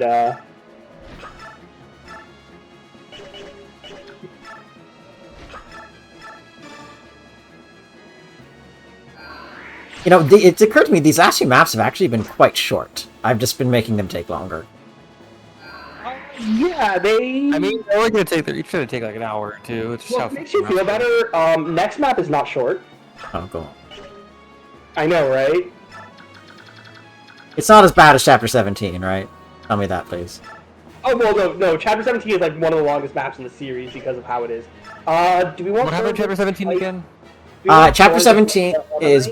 Sorry? Do we want Soren to fight the Armor Knight? There's an Armor Knight? Oh, yes. The one that literally... Yes, the one that I thought... Yes. Chapter 17 is the one right before... It's the Oliver map.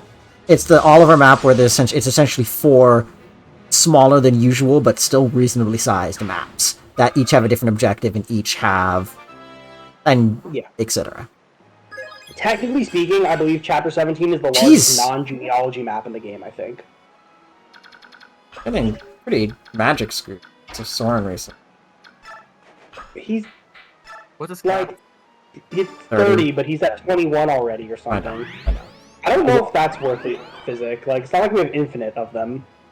Oh, that's a lot of experience, though. I mean, sure, but, like, we don't have that many physics.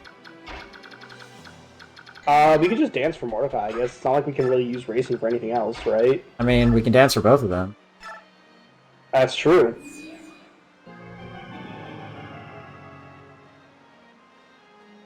And like that, we could have just healed normally.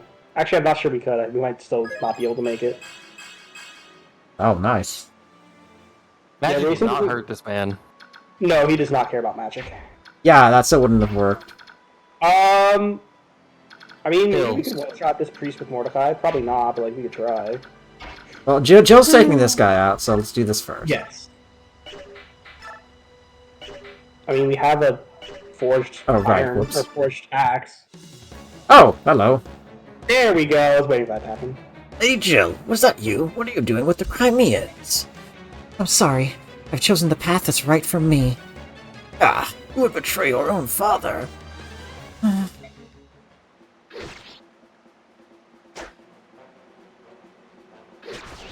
Yeah, she has dialogue with a couple of the wyverns. That's just a couple variations of that.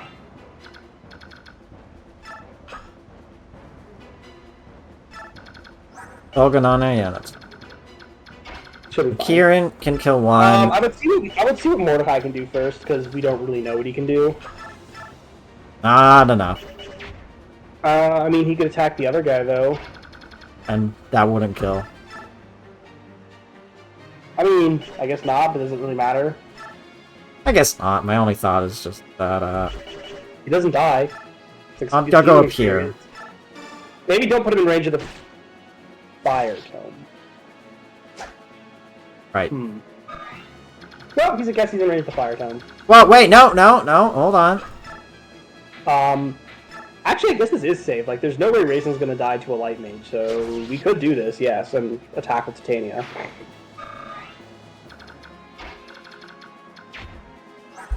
Honestly, Mordecai might survive anyway. Well, actually, now I'm curious. I want to do the calcs now. Math! That was my favorite part of yesterday. So this guy has 22. So this guy has... It's not 18 might. 18... Oh god, that is 31 18. Might. 31 attack. 31 attack. Yeah. And 31 then... with 13 speed, so he doesn't double. And Mordecai actually survives. Yeah. 31 minus 7. So he survives. But, I'm still getting... Gonna go ahead and get this. Just steal lands.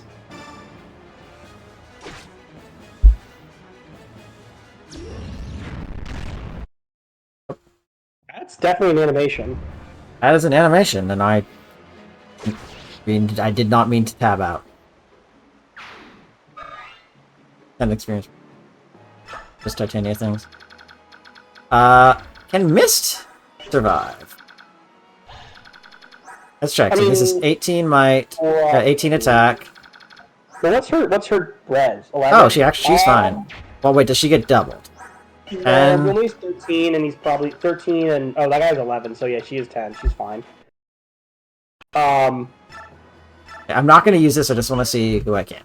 Mordecai's the most injured, and we'll just heal him next turn.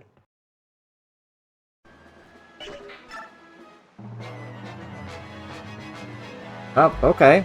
Bold choice. Prefers Mordecai. Interesting. I mean, I guess he can't counterattack either, so it's a moot point. Guess what we can do? What? Talk to Shia Harm. Alright, let's do it. Let's do the funny thing.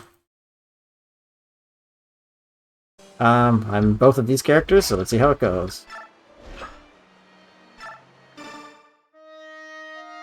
Father! Is that you? Why are you doing this terrible thing? We must close the floodgates now. The fields will be lost, but there may still be time to save the homes. Cannot. You wish to stop the water, must defeat you. That is the only way. What is it? There has to be a reason. I know that an act like this cannot be what you desire. Must leave, please. If you can't do it, then slay me. No more time. Very well. In that case, I will fight with you. Say? Not as a soldier of Dayan, but as one of your soldiers. I will fight. Calm yourself. Mustn't get caught up in the emotions of the moment. Joining the Crimean army opened my eyes. For the first time, I was able to think about what I fight for. For that moment, I only did what I was ordered. It's all for fame and glory. Now I finally understand. I fight for those I wish to protect. Father, I want to fight for you. Read it? Yes, I'm prepared for that. I, Jill Vizart, hereby return myself to the command of General Shiharam. What are your orders, sir?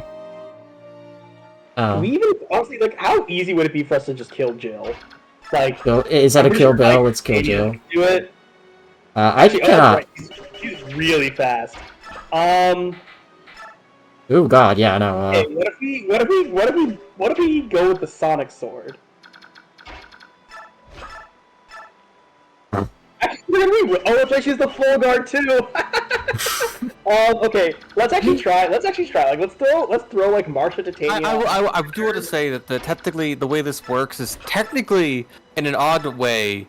You technically can't complete the map without killing her, because the way the condition is available is technically you have to kill her dad because how the trees are designed. Either I feel like you could just cut down the trees and push him. But no, you can't. You functionally can't beat this map anymore without killing her because she is blocking the only way for No, she'll move.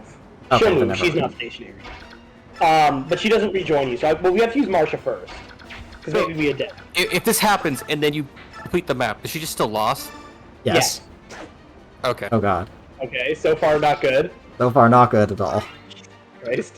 So guys, I think Jill might actually be our best unit. Wait, no, keep Marsha in support range. Never mind. Oh no, wait. Oh. What is your penchant with like retreating very far away? Yeah. Okay. Sorry. I mean, this works. We would have gotten like 5 more hit out of it, but hey. Okay. Thanks, Kieran. Honestly, Kieran probably just dies. No, he does not. He only has 49 hit though. Jesus Christ. Doesn't matter. We gotta go. Actually, 20 jail's probably better. Like, I think just getting some damage is good. Yeah. And then if we retreat backwards, actually, we might be able to get raised. Oh my God. Well, Kieran died. Kieran's died. Fortunately, this is a alternate timeline. It's okay. Oh, hey, now we don't have to retreat him back. It's okay. I have a plan. Try Ike first, because Ike can ether or maybe crit. I think the question is, do we use the Killing Edge for 31 crit, or do we use our Sword Beats Axe? I mean, she's using an axe. We kind of got to use the Sword Beats Axe. I think we want the damage too. I know, but the crit has a chance to just end it. That's 31. That's not nothing. Okay, I have a backup plan. Okay, well. That was one of the plans. Incidentally, okay, so we can't kill him, it's just we need Ike. Father, I'm proud to have been... Incidentally, the plan was if Mordecai runs back and smites Racing forward, we could have danced for Titania and Ike. Right. Yeah, gamble to reduce Kieran's hit to 20, definitely. Alright, well, we should return. Incidentally, so if Jill does have an A support with Mist, she will not, basically... Yeah. Well, no, the dialogue, because she still has dialogue, you can still talk to him, but basically says, yes, she says, very well, then I'll kill you, basically, and she goes over her reasons of, like, I found out what I want to fight for, like, I've come to respect the Lagoos, it's a really good combo either way. Yeah, it was a little bit confusing as to... Yeah? I was a little bit confused as to how, like, I figured out what I want to protect, and, like, the time with the Crimean army opened my eyes, that's why I'm immediately going to betray them. Well, it's her family. She wants to fight for her family. I also find it really funny. Like, I mean, Ike does ask her multiple times. He's like, why are you still here? I also find it really funny that, like, what she discovered was what Har's been telling her all along. Like, remember, she's like, we need to fight him, and Har's like, nah, don't bother. He's like, it's pointless. And she's like, no, but I'm gonna do it. And Har's like, don't. And she does it anyway. Like, all she's, like, Har's just right, is my point. Right. I mean, kill him whenever you feel like it. Titanium. Yes. Oh wow, I've never seen that with the lance before. With the lance. Well, yeah, we haven't really used the lances often because axes are just better. Anyway, as I said, there are definitely a few unique dialogues. Ike, Tanith, Jill, and Beast Tribe, so Mordecai, all have dialogue with She-Harm. She-Harm. Yeah. So honestly, it's gonna be easy. Mordecai and Tanith definitely don't kill, so we can easily like plop Mordecai in front and just not attack. And Tanith can just throw a javelin in the tree. He also has the full guard, so I would just javelin. There's no reason to waste the Sonic Sword here. We just want the dialogue. We actually don't care if she does anything. He can't crit. No. Sacred Pegasus Night, eh? One time we both protected the same country. So you're the one who led the defection to Dayan, Lord Fizzart. The man I heard of tales about and the reality of what I see before me are quite different. Tales. It is said that after the last apostle died, the corrupted Senate drove one man to leave Benyon. He was said to be in search of a better life, and he became a hero to many young wyvern riders. That's rich. Tales always make too much of them. I've been looking forward to meeting you in the flesh, perhaps even to speaking with you, but now? You would sacrifice the lives of your people just to slow our progress? What kind of dangerous fool are you? I will not allow you to besmirch the name of Benyon's Wyvern Riders any further. Prepare yourself. Dink. Ouch. Hey, it's Miss Lixby. Yeah. No, I mean, it's fine. We just want the dialogue. And then we can just leave Mordecai. I wouldn't attack with Mordecai, but we can just put him in front, and he'll be... This is in range, no, right? I mean, but put him in one range. Like, he can counterattack. There's no reason not to. It's the same either way, so might as well just have Mordecai fight. Fair. I mean, that's why we can also check. I was going to say we could actually check. I mean, I'm like 90% certain Mordecai doesn't die, but, like, we can check that. Or maybe it's... Oh, we get both of them. Not that we're going to use Tanith again this turn, but, like, whatever.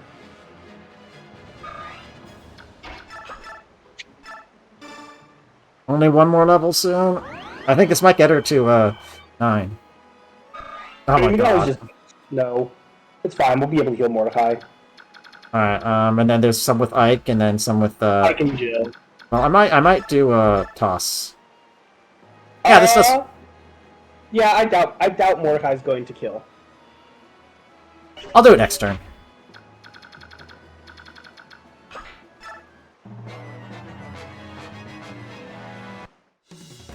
Beast Tribe. Always envious of how you were blessed with such a glorious land and master. Lord and Master. Oh, what? Lord and Master. Oh, I thought it was... I mean, he's jealous, because he doesn't... That's why he left... No, yes. That's why he left Benyon, but also he's not having a great time of it in Dayan, so... Yeah.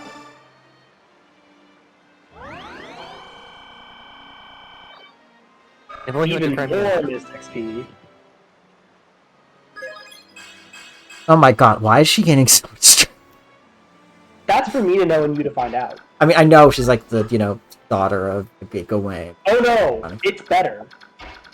Okay. I mean, yeah, you could get Stormstaff Ring in there, sure. Oh yeah, I might as well. I mean, we might as well just probably...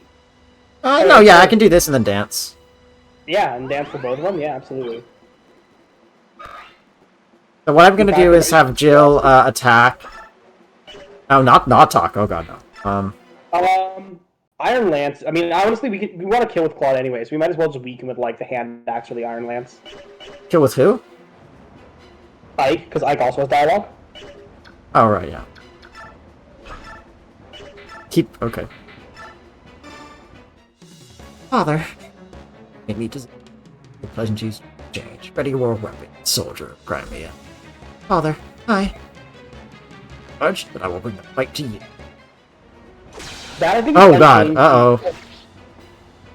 Well, I guess we're killing with Jill. Oh well. The rest is up to you. No.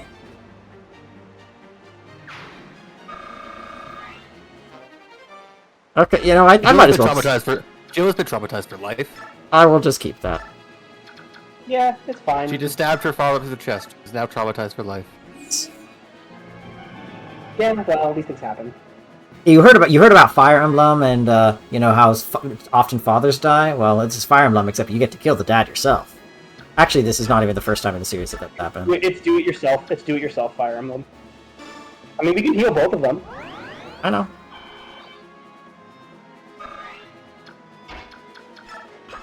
Wait, we've made Jill even more powerful. She's a lord now. She's a Wyvern Lord. She's a Wyvern Lord.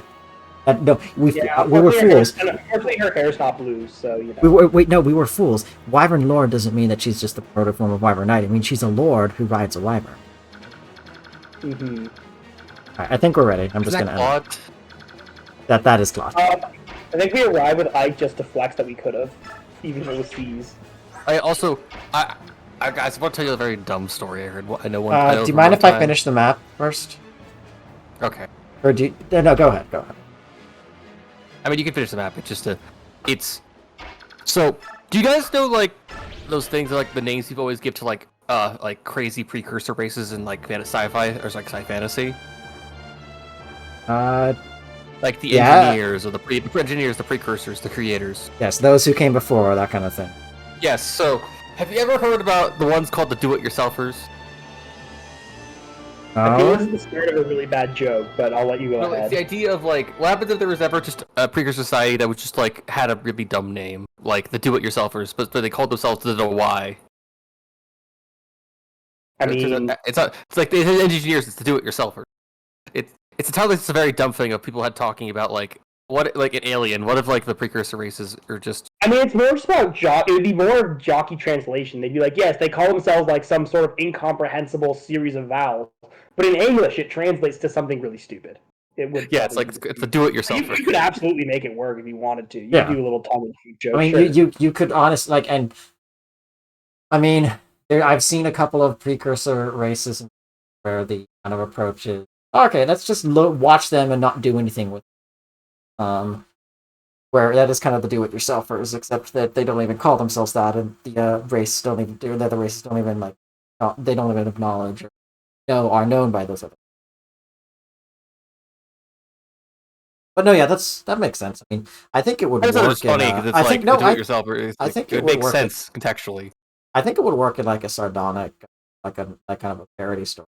I think it's a good parody name for a precursor race. Oh, I think it is. Fun. Like it. My only thought is that I like it. But may I introduce you to those who slither in the dark? Okay, that's not what they call themselves. That's just what Hubert calls them. Don't they call themselves the Agarthans? They call themselves the Agarthans. It's not just Hubert though. It's like kind of everyone just sort of starts calling them. Everybody starts calling them. Which is really funny. Like no one like. I feel like I also just like could no one think of a shorter name?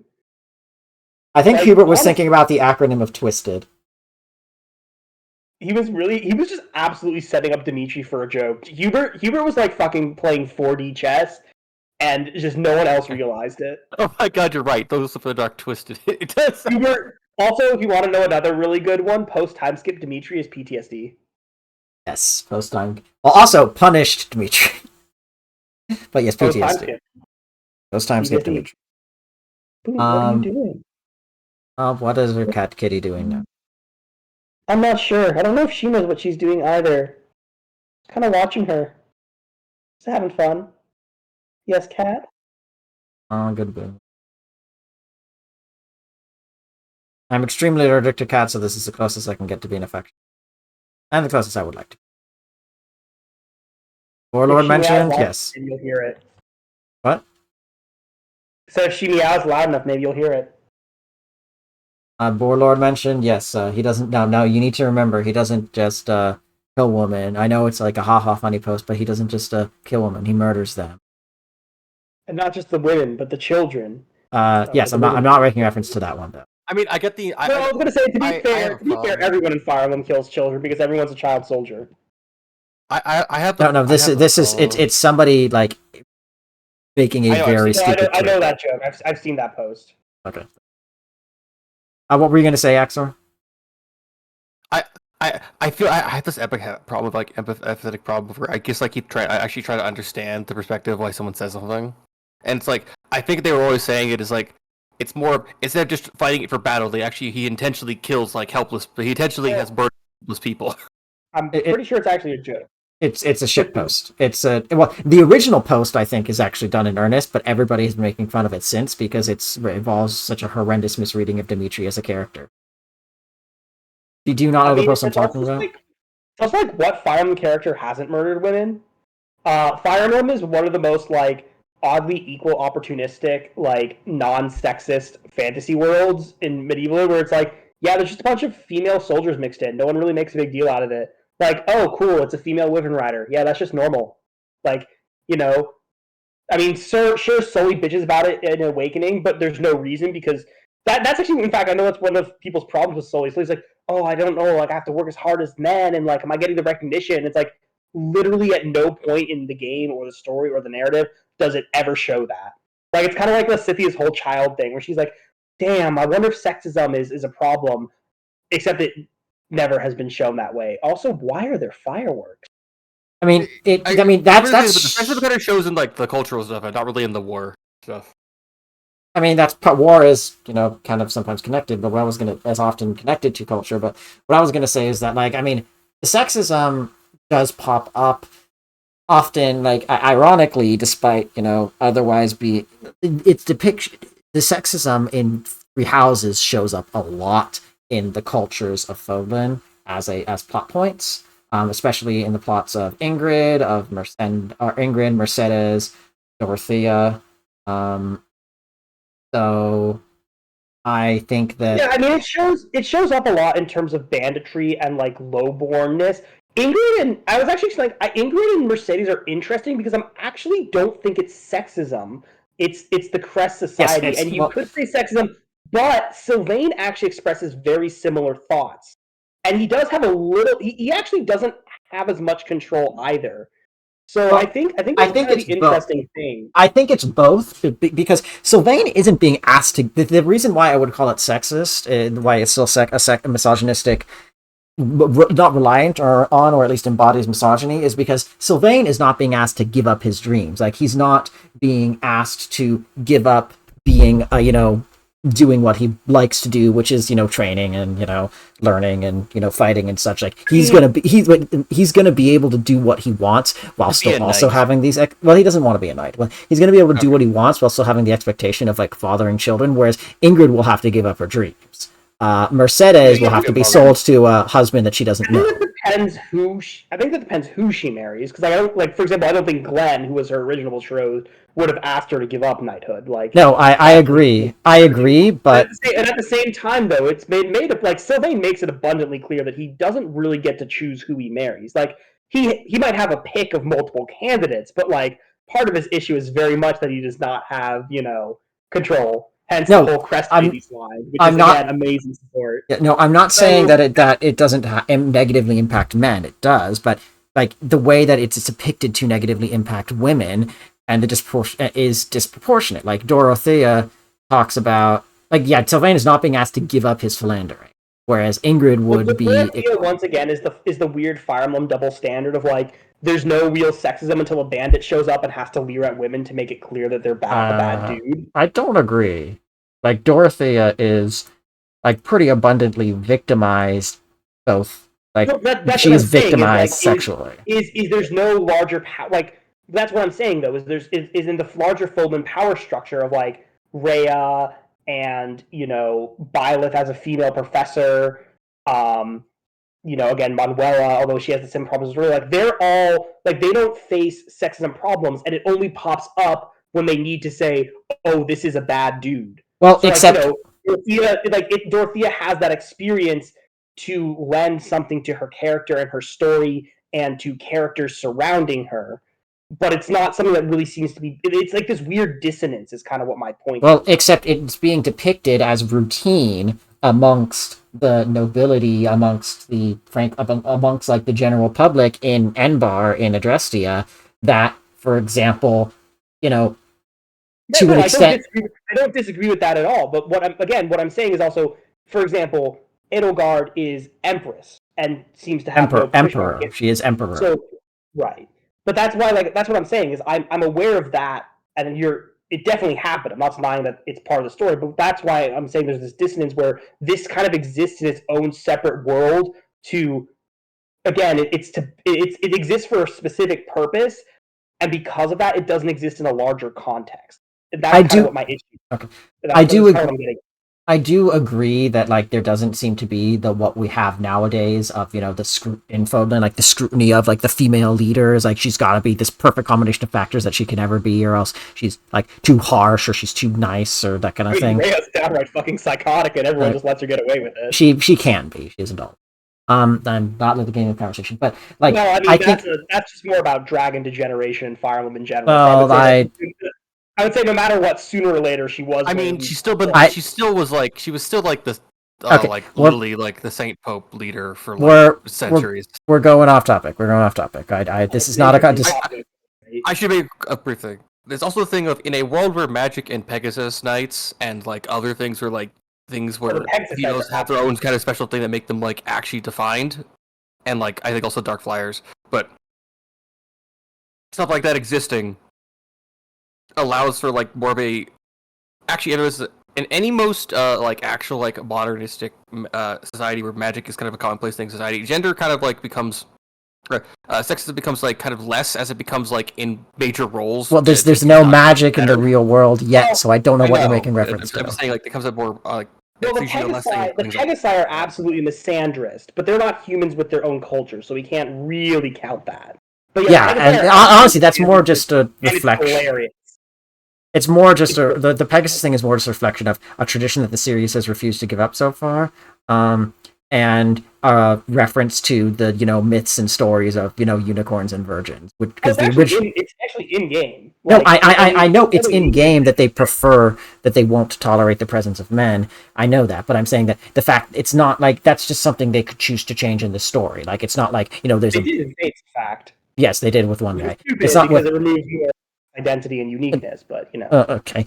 My point is that like it's not like there's like a Fire Emblem Bible that says Law the Third. Every single Pegasus can only be ridden by a man. It's just something they've chosen to do and write as part of the story. But there's nothing stopping them from saying in the next game, no, we're actually allowing to make a male Pegasus Knights. Yeah. No, again, they have done that. I know. What I'm saying is, so my main thing I'm trying to discuss, and about Dragon Generation, which I have other thoughts on, etc. My main thought is just that the fact that Sylvain would not be asked to give up his philandering ways while, like what Red says, the fact that a man in that position, as what Sylvain is in, would not be facing with challenges that are quite as severe as what Mercedes and Ingrid and Dorothea would be faced with, is a reflection of the fact that the society does privilege the perspectives and the comfort of men in those environments. That doesn't mean it's pleasant. That doesn't mean it's happy still. He's still being forced to do something he doesn't like, participate in a system he's not super fond of, but he's being asked to give up less in a way that I would say is reflective of the fact that, this has been coming around recently, but the fact that with the traditionalist view of women as the homemaker, the taking care of children, etc., which basically gave them a second job and a second round of unpaid labor in addition to whatever jobs they were holding, in a way that has recognized that there was an expectation that women would be doing more in a way that was not fair and is not fair. I will grant you that Fodlan has a slightly more fleshed out world setting compared to certain other games does seem to have a little bit more than typical Fire Emblem games, but then there's still a lot of counterpoints, such as obviously Rhea herself, Edelgard, Catherine. So it does. Fodlan is a particular. I'm not saying that it would not allow a women to have a position of power. That's not what I'm saying. They are women who have the most power in the world. I'm saying that it's still a society where expectations are placed on women that exceed those of men for the same things, in the same way that like women are still often traditionally expected to be the people around the house, which in a lot of cases is a second job, without being compensated for it, without that being acknowledged. I would say once again, it's this sort of dissonance between what Fire Emblem wants to, but also how it's written. Like, because clearly they want to have these plots, right? Like they want to have this plot with Mercedes, they want to have this plot with Dorothea, and so they have these things happen. But at the same time, I also don't think they want the world to be like that, which is why you have, you know, succession not counting like whether you're male or female, which we've seen in both Bridget and Fodlan. For example, again, Petra has no resistance to taking the throne, same as Edelgard.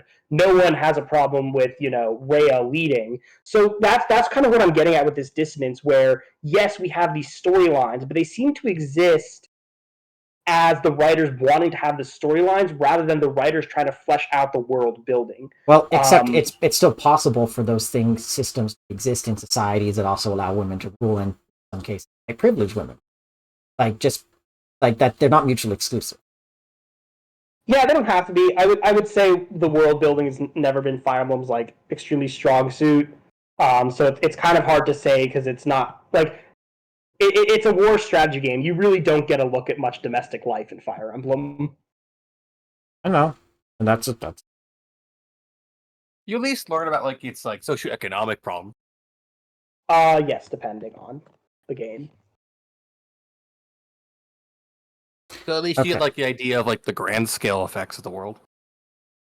Oh yeah, I mean you get like geography, history, depending on where you are. You get a little bit of culture sometimes if they're different areas. You get a little bit of culture. Yeah, I think we've exhausted. Unless you had something else you want. No, we can switch to Dragon to Generation and spend another 30 minutes on it now if you'd like. Okay. Later. And we're not talking about that anymore right now, and probably not ever. Not until that becomes a plot point in the game. Well, it does become a plot point in Shadows of Valencia, but I know. I don't think it's that interesting a topic since Fire Emblem's pretty clear on it just existing, and they're like, it exists. This is how it works. I mean, I still don't know. I just think that for Rhea, it's less like, an inevitable Dragon Generation, more just the product of 1,000 years of continuous drama. Listen, I think the point of Dragon Generation is more we don't know specifically what this particular instance was, but inevitably sooner or later, no matter what, this was going to happen. Except I think that in this case, that was a product of the psychology, not of magic. Dragonstone makes it, especially because she wasn't in human form. Like the Dragon Generation thing was in human form. Like the Dragon Generation thing is a product of like them staying in their dragon forms. No, it doesn't actually matter. I think SOV makes it clear it doesn't matter. I should just I'll make one point to end this. You may be something that does not die of aging, but it doesn't mean you stop aging. Your mind still weathers through time. Well, I think Fume's point is that Rhea's issues were not due to generation, but rather to they were a reaction to the events of the history of Fodlan. My point is that it doesn't really matter if that's true or not because it happened, and it could be either or, and it doesn't really change anything. I don't. Well, my point. Well, except you saying it was Dragon Generation makes it an inevitability of her biology rather than a consequence of the situations that she was in. I don't think that particular instance was an inevitability. When I say it's an inevitability, what I mean is even if that instance were not to have happened, it would have happened in XYZ decades, centuries, millennia later. That's why I say it's inevitable. It's not that particular outburst was inevitable, but that no matter what, that outcome was inevitable, no matter how many years it was. That's what I'm saying. Okay. I mean, only if you want like several hours worth of bickering and like we make two turns, like we make two plays per hour or something. Emmett and I have been discoursing in good faith and in good nature for 4 years about Fire Emblem Three Houses. I don't think we will ever do Fire Emblem Three Houses as a place. What? I think probably longer than that. I mean, no, because the game came out 5 years ago, but I didn't start it until 2020, and I didn't really discourse about it with you until January 2000. 21 when I had actually like finished the game for the first time. So what you're saying is that we're not legally allowed to kill each other yet? No, not yet. Well, you guys keep visiting back to classroom, so no. We haven't been in a classroom together for well over 5 years. Oh, you don't. I meant like every time we talk about the discourse, it's basically you guys going back into the lecture hall. Yeah, pretty much. I mean, that's just But because yes, we're no, both good at arguing. yes, but yes, no. I am. I love both of you, but I don't think a Three Houses stream is ever going to happen because of pretty much what Emmett has said. Like, we would not make any progress. We would spend the entire time discussing and arguing and analyzing, and it would be. Also, I feel like we also like question your choice. Like, if you're doing choices content. No, I mean the easiest way to do it is just to not do a story. Like that's why I actually think we could do a Three Houses playthrough, because we don't have to pay attention to the story at all. We can skip it. Like we've all played the game. We can skip every single dialogue and support. Like we can just play from a purely gameplay standpoint. I mean, I don't think that's very interesting. Fire Emblem is made of two things, and for some, the game, like, I'll tell you right now, when I tend to replay games, other than maybe supports I don't have, I do skip a lot of the dialogue because I've seen it all before. So the gameplay is actually very interesting. I don't think. I mean, I haven't played the game in years. Every game. No I think your audience. I was going to say, I think your audience, and especially most audiences who are at all interested in Fire Emblem, they probably know Three Houses. They don't need a Let's Play of Three Houses. If they're watching you play Three Houses, it's because they want to see the gameplay. Which also isn't very interesting because, Warp Stride Lamau. Yeah, anyways, alright, let's finally be done. I'm not trying to cut anybody off, I just think that we should wrap this up. I don't mean to force the issue, though. Still have more to say, then go ahead, but I would like to at least exit the screen. No, just keep going. I Sir, feels bad. The floodgates have been closed. So, what's the damage to the surrounding area? It's terrible. All the fields and homes have completely destroyed. Damn, that sucks. Not my problem, though. I see. I don't think this is what the enemy general wanted, either. Why did this have to happen? It's heartless. What will become of those who have lost their homes? Can we do anything to help them? Want to aid the people of our enemy? This is time and energy we cannot afford. Soren, take a portion of our supplies and distribute it amongst the locals. What? Are you serious? Our opponent is the Dayan army. We've no quarrel with these people. Like, I know you feel for these people, but this is war. We don't have...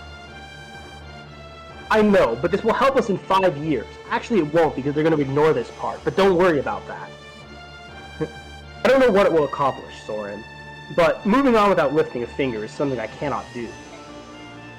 I understand. I'd rather regret something that Sorry, I understand. I'd rather regret something I have done than regret taking no action at all. I would like to help too. Perhaps I can aid the injured. Yeah, shit. See. Orphan is like, I'm surrounded by idiots. Oh, Father. Oh, Father. Jill, no matter the reasons, I mean, not really. I just, like, image if this is literally her, where, like, her father's on the ground right now, her spear's still in his chest. Yeah. No matter the reasons, I'm the one who took your father from you. I can't use this war as an excuse. I mean, he did order her to do it, so technically speaking, like, this is on Ike. Yeah, it's on Ike. He deployed her. Well, again, Ike is the general, so strictly speaking, like, as the player, when you're giving commands, like, if you were to command Jill to attack an enemy, that would be Ike's command, is kind of the... Yeah. If you want revenge on me for your father, I understand. You have that right. Once you've had some time to think things through, let me know what you will do. I'd like to have you stay with us, but it's really up to you. That's all I had to say. Like, listen, I didn't expect your father to let you crit him. Yeah. Yeah, I was gonna get that blood on my hands, but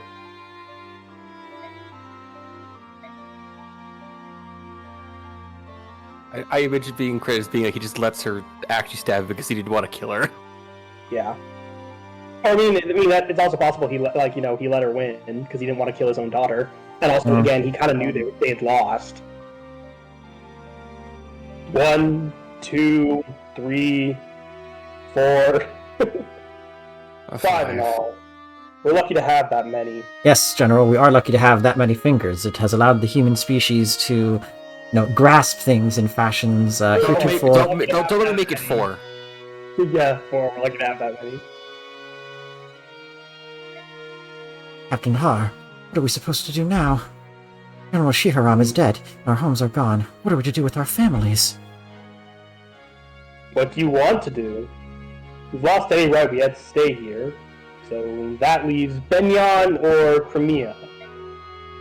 General Shiharam was slain by Crimea. Joining with him now is not... It's not possible. Then all you can do is return to Benyan. I doubt you'll get a hero's welcome, but I have an old friend in the Pegasus Knights. Shall I contact her? For God's sake, long years. What does any of it mean now? Don't say that. No matter what, I'm proud to have served under General Shihan. You're right. It was an honor.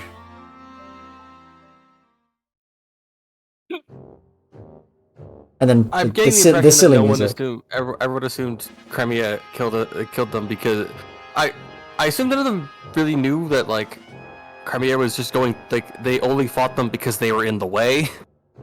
They know. No, I mean they know. They know that Dane just, invaded. like, That doesn't make it hurt any less. Yeah, and they all make different choices. For example, Jill and then obviously Hard choose to join Crimea. So they all just make their own choices. Those soldiers have decided that, even though the circumstances demanded it, they've chosen that they do not want to join Crimea. It's all just individual choices. Like I said, from a player perspective, it doesn't really change anything for us. But like from a character perspective, you can see it. It's just because they're bit characters, the game really doesn't have time to develop that perspective, which is understandable. Radiant Dawn tries and just kind of failed abysmally. That's sad because I heard like chunks of the game are good and it's mechanically it's a decent game. Oh, Radiant Dawn's fun. I like Radiant Dawn a lot, but that doesn't mean I won't absolutely trash it for the Dawn Brigade segments. Fair. For the Dawn Brigade, just never good. I mean. Yeah, well, you can make anyone good as usual, but like, yeah. No, I meant narratively, they're just not a good time. Yeah, it's really weak. Like the problem with Dawn Brigade also is that they had a perfect way to make them sympathetic, and then they just try so hard overreaching that, and they just make it worse. So like they start off being like, oh, they could be sympathetic, and then they just like fumble that and right into a ditch and fuck it up. All right, kind of amazing. All right, now to Patrine, I think, being angry.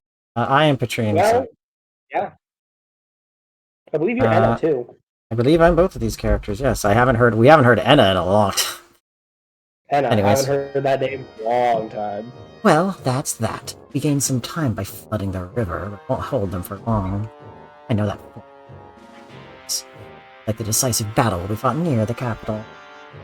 Preparations are complete, General Patrine. In order to ease command for you, Sir Brian will serve as your deputy. Regarding strategy, I think it would be easiest if you spoke with him directly. Sorry to tell you this, Enna. I'm not the one who will be directing our forces in the capital. Like the Black Knight, then? The plans must be adjusted slightly. I'd like someone else to act as deputy.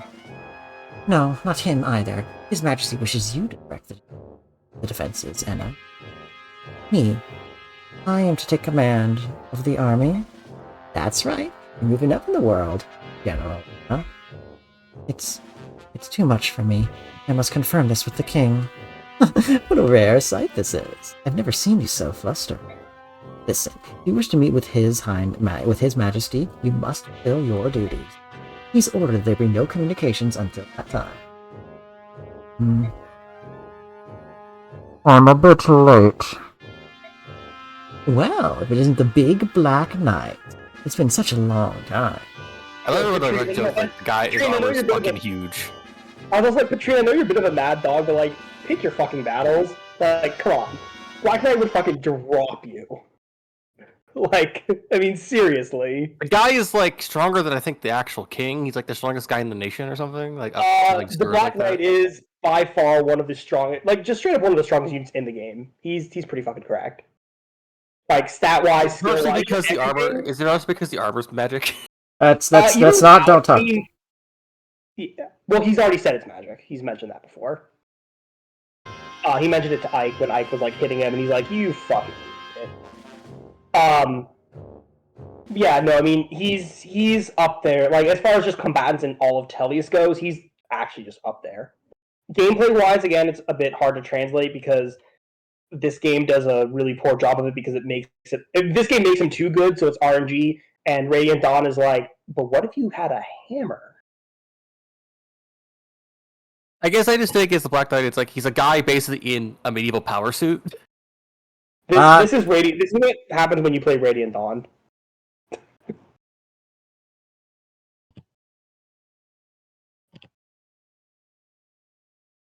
And that the armor's not impenetrable, being crushed and crushing his body inside of it. It's not. That's what blunt weapons do to armor.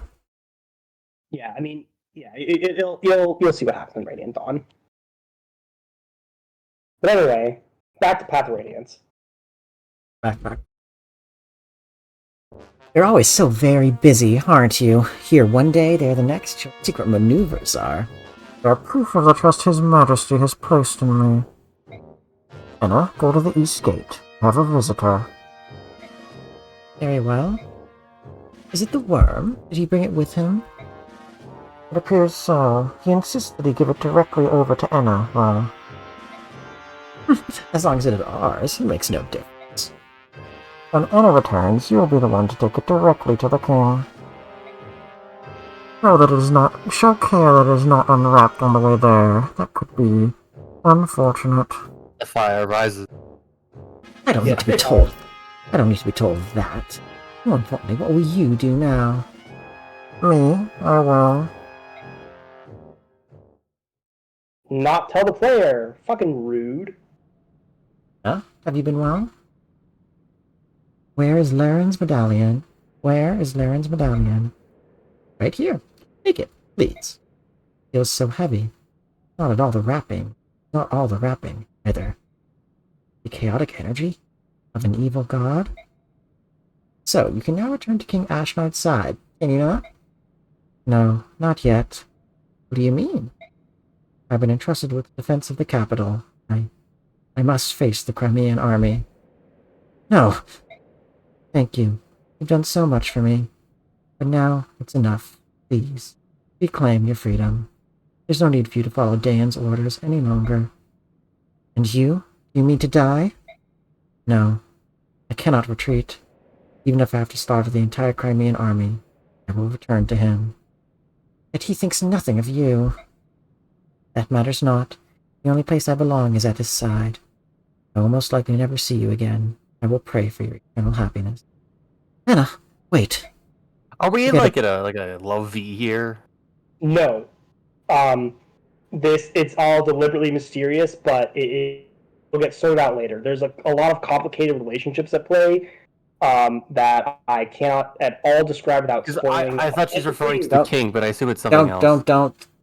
Okay. No, oh no. There's like I said, well, I mean, we know who he is now because she mentions him. So yeah, no, I figured that out. I also kind of figured that out earlier. You might have heard me starting to take on that voice. Ina and Nasir do have a relationship, obviously. Not lovers. Oh my god, I just realized something. But there is an established reason why Nasir cares for Ina. Oh my god, I just realized something. Ina and Nasir. Ina and Nasir. No, what? I think you have a problem. What's the problem? Just like I'm pretty sure that is not what they were going for. No, I know it's not, but I just think it's funny. I don't get it. So what like Ian Nasir, but Ina Nasir.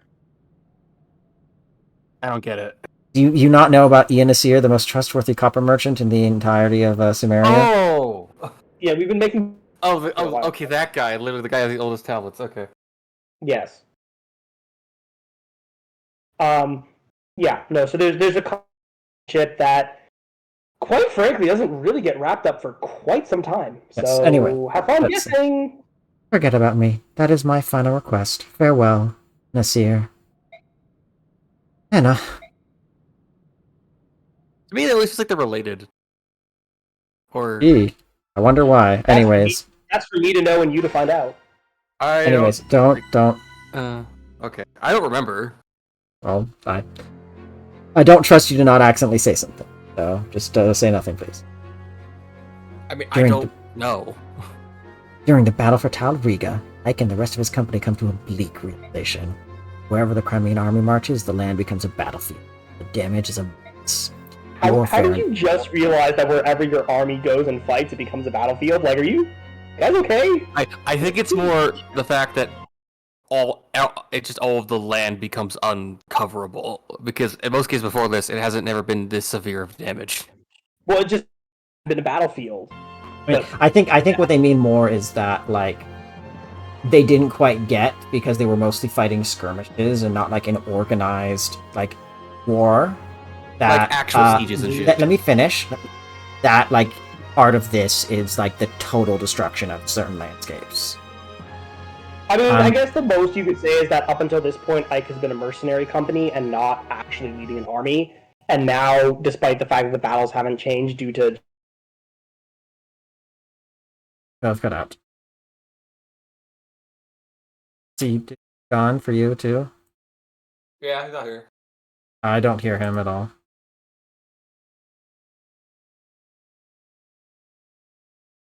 You there?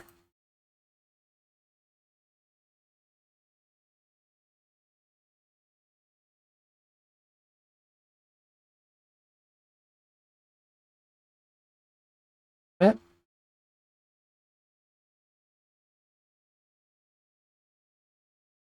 Met? Axor, are you still there? I have you. Yeah, he's here. Okay, so it's Emmet. Emmet has been Like, banished into the Shadow Realm.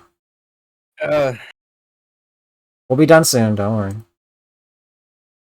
no, I didn't go take a shower, go to sleep, I think. Alright, good night. Yeah. Keep going. I'll be here for you, at least for you.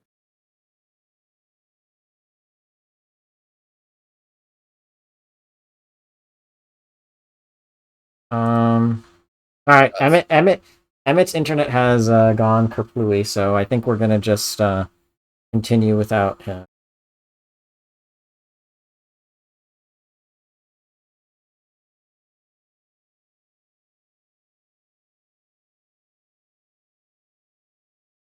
The discourse caught up with him. Got eaten by the discourse. Look, my internet just died because I'm at my, like I said, I'm at my parents' house and Yes. not at my own apartment, which apparently has better internet. Crazy. So, hello, KU Hard 777. You look like and are probably almost certainly a bot, but in case you're not, hello. Anyways, so yes. What warfare? Floodwaters claim homes, crops, and hope. Villagers seeking shelter and stumble blindly through the snow. To them, there's no doubt that the Crimeans are an invasion. However, the Crimeans have their own homeland. Focused as they are on that own, not stop even in victory. The only way they can help the people of Dayan is to the faster they reach Dayan's capital, Lhasa, and put an end to the war, better for. Also, I forgot which map was next. It's the Dane capital, It's the super, which is super long. it's actually a pretty long map. No, we're not doing it tonight. It's only 11, but It's night for me, and I'm feeling kind of. I mean, I just don't see a need to force it. You know? Yeah, not really. I mean, as a give you a general idea, the turn limit for this one is 18 turns. Okay, yeah. It probably won't take you that long, but it's. I mean, we can take a look at the map because we can do preps and stuff. But yeah, it could take a bit. What? Are you telling me His Majesty has not yet returned? Yes, sir. We sent many messengers, but we have yet to use any sort of official response. I mean, armies on our doorstep. What is His Highness thinking? We want to protect the capital. We one of the four. I am sure the king has considered this. Lady Anna, I don't understand her. Seeing so calm. Daean soldiers are the most elite warriors on the continent. In addition, our numbers are far superior to the Crimeans. They march the end and march on Kanavasa. Kanavasa, this is the Daean capital. In danger of it falling into hands, we can let nothing stop us from protecting. No offense, Lydia. General, I do ready for such a vital command. I think you are exactly right. Why was this command? When was this command? Do you think that wise, General? The direct order from the king? Let me tell you something that I've discovered. We are unable to hold the capital. Not believe that the king will be. Ashtar does not hold a strong attachment to the country of Dan. What are you talking about? Understanding? Saying? Yes. Ridiculous. Isn't a monarch in the world who would not be awesome in the country? Such a preposterous notion is beyond comprehension. General Kassatai, avert your eyes from reality.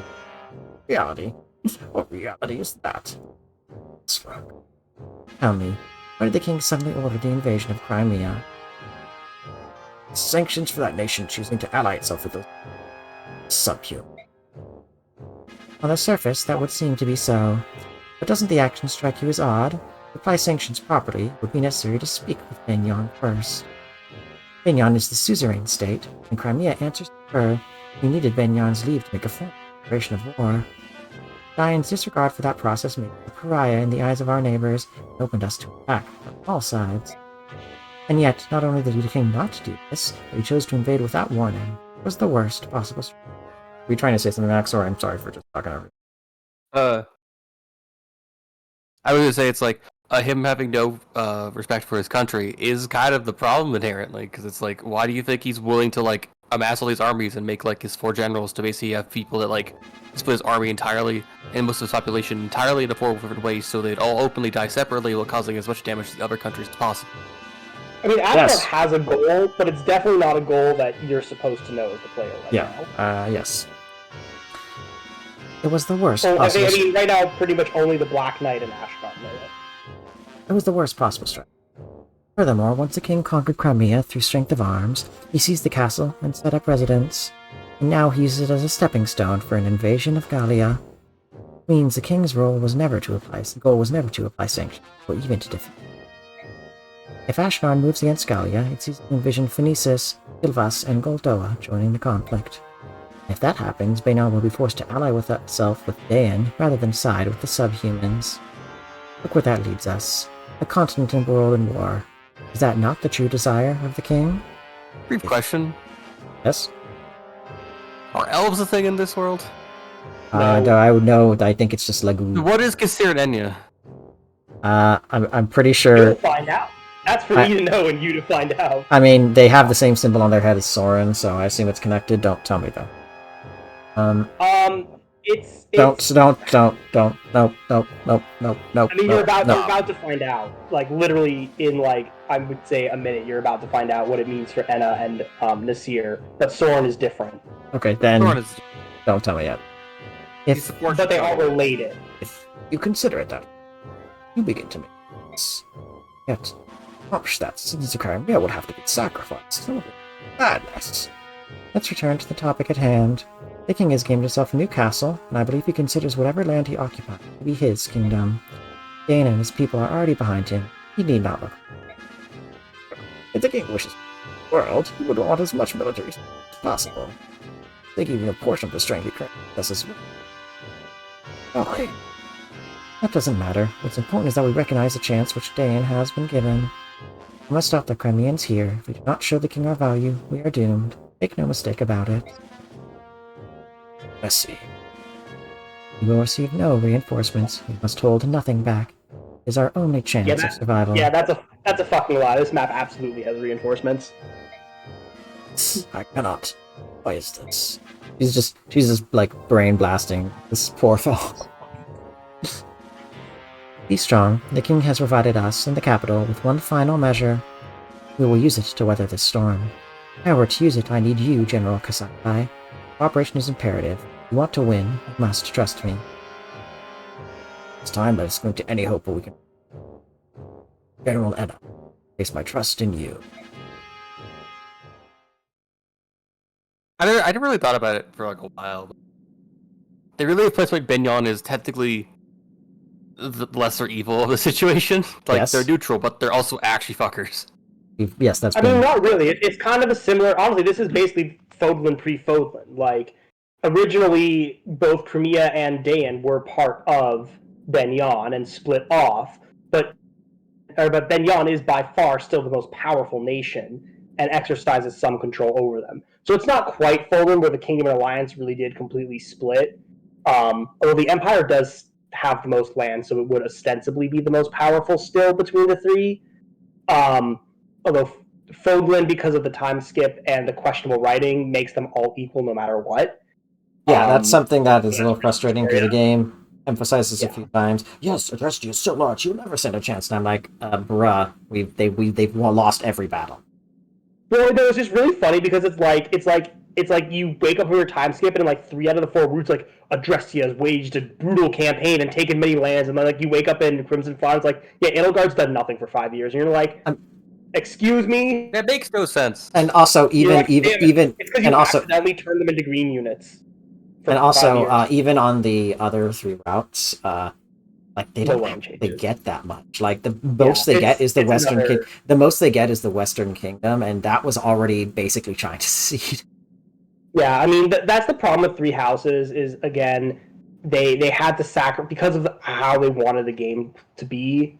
They had to sacrifice some things on the altar of storytelling. It's very tragic. Yeah, I mean, I don't know if I disagree But that. I don't. the point basically is that Benyon is very much like the most powerful of the nation. Benyon is the kingmaker. It's Yeah. really crazy how this is maybe a weird hindsight thing for me, as someone that has not, I guess, not finished the games properly, play the other side games. That instead of, I guess, making a re-release of more of a fully envisioned story for all the game for like the routes, they just made a side game to like flesh out the world a bit more. Which you mean? I mean, Fume and I have disagree vehemently on Three Hopes. Yeah, I don't. We're not opening that now. I'm sorry. I mean, I But I think do. it's also because they just wanted to make a Warriors game that was in setting. I mean, they just wanted to make a Warriors game that would sell a lot of copies, and I mean, I cannot like that's kind of how I view Three Hopes. Honestly, is like from a storyline point, I'm always like, why? But then I'm like, okay, from like, why did they make this game? Obviously, they want like Warriors did good enough. They wanted to make a second, and if they were like, we want this to sell as much as possible, yeah, Three Houses absolutely will get you the most I money. mean, I also think that it was a way that they wanted to do some more. They just wanted to do some more with the setting, and Bandai and Koei Tecmo was probably okay with it. I mean, Was my problem probably there something. is just like they didn't. I feel like they haven't. I mean, I've shared my thoughts with you. I feel like they haven't really done enough to justify doing it, but like, I think a golden route would have made the most sense. Like I didn't need another 3 fucking routes. I mean, especially But because spoiler, I think I'll wait. But anyways, yeah, let I mean us that's let kind of us. it. Is like I wouldn't have if they had actually made a golden route, I wouldn't have minded. I would be like, okay, that's cool. They're doing like a non-canon thing. They're just Well, making not a even. Warriors game. It's supposed to be fun.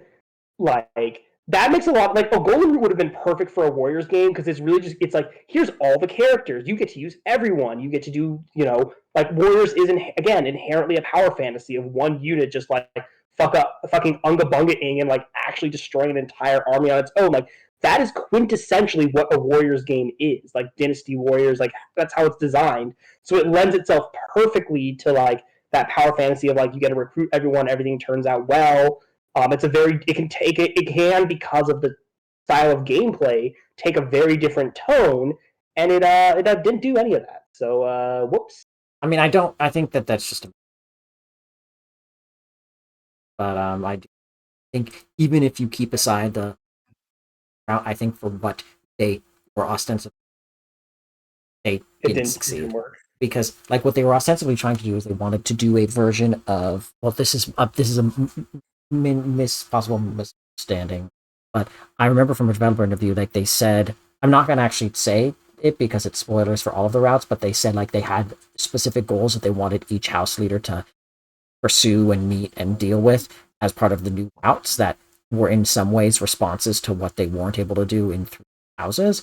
And if that was the goal, I still feel they failed in that goal because the new stories that they made, let me finish, the new stories that they made were just not good. Like, Yeah, all right, no, so that's fair. I mean, I think there can were definitely like some see ups that. and downs because I think I I still can like I like the whole thing. I think Edelgard literally doing like a fucking witch hunt through her own fucking nobles. I mean, exactly. Like that's kind of my problem with it so far. Is like Edelgard gets the brain cell for 1 minute, and then they just kind of don't do anything with that. Yes, like I'm not going, Like and it makes a major change to her character, but they don't actually make the change to her character. But yeah. anyway, Uh, yeah, I that's the I thing. So. I do think that there's been a lot of really divided opinions. I think all three are bad for very different reasons. I think my least favorite overall is still Golden Wildfire because that was my first because that's the one that just felt the most fundamentally wrong to me. Like you really looked at this from Three Houses and thought that this other option was the relevant and good and appropriate path if you wanted to be different. And based upon a number of other things that I've seen, um, you know, people tend to not like that route. Azur Gleam Could you gets explain that to me off stream? I guess because I actually supposed you tell me that I've because I've talked to you about that before, but it's I just don't basically remember. So you have to like just I explain mean to me like after stream what is specific. all I will say on stream is that they take they make one change about Claude that is actually really interesting that they do nothing with after one specific moment, and then everything else is just Claude being much worse than he was in 2000. And I don't mean like a worse Honestly, that's a person. shockingly low bar to clear. It's amazing that they did it because he's. I Like would like this is my problem with Claude too. Is like you're like he's a schemer. You're like, oh, that's really cool. And then they you're like, wait, actually, Claude kind of ain't hot shit. Like, yeah, they make him a it's schemer. really funny. They make him a schemer for like one moment, and then the rest of the story, he's pretty much holding the idiot ball. No, she's eating shoelaces again. Yes, I don't know why my Claude does eat shoelaces. I don't know why my parents leave their shoes out when they know that the cat does this. But All right, oh let's my switch God, to the scene Okay, so we yeah, all can go let's go to bed. finish. Yes, yeah. so this is on So you. this is the Dane capital, eh? If we can just defeat King Ashnar, this war will be over. I mean, Ike, yeah, but he's not here. Ike, here you are. Your king is in a different castle. What is it, Nasir? I have a new deal on copper to sell you. Are you sure that Don't you have want enough it. soldiers to lay siege to the capital? Your opponent is called the Mad King Ashnar. Who knows what sorts of traps he has in store? He may indeed have something planned. Surely they receive reports of our advancement. But it's so quiet. If you say too quiet, I will literally fire you. Looks like every able-bodied man has been accepted to the army, while women and children have evacuated the area. Always right. All of our blowers are idiots, yes, but they're not idiots in an endearing way. They're idiots in an infuriating way. And I'm not the kind of person who's like, yeah, this character was stupid. It's bad writing. Like, I do genuinely think Three Hopes is really bad writing. It's really badly exemplified in all of the routes. I just wonder if it's like a response to certain things they got, but not the actual like high opinionated responses out of like people actually were critiquing it as It was some of it was specifically in response to things that they heard in Three Houses, but I think they took a lot of the wrong lessons, or they executed on those lessons the wrong way. You can give me the dissertation later. I actually would like to read it. Counterpoint: Corrin is also stupid and is no way in a Blorbo. Fuck Corrin. Anyways, Axor. I said it already, but like I say it again. Looks like every able-bodied man has been conscripted into the army, while women and children have evacuated the area. We're not invaders. We wouldn't lay a hand on the citizenry. There's no way for them to know that. They do know what their army did to the people of Crimea, however.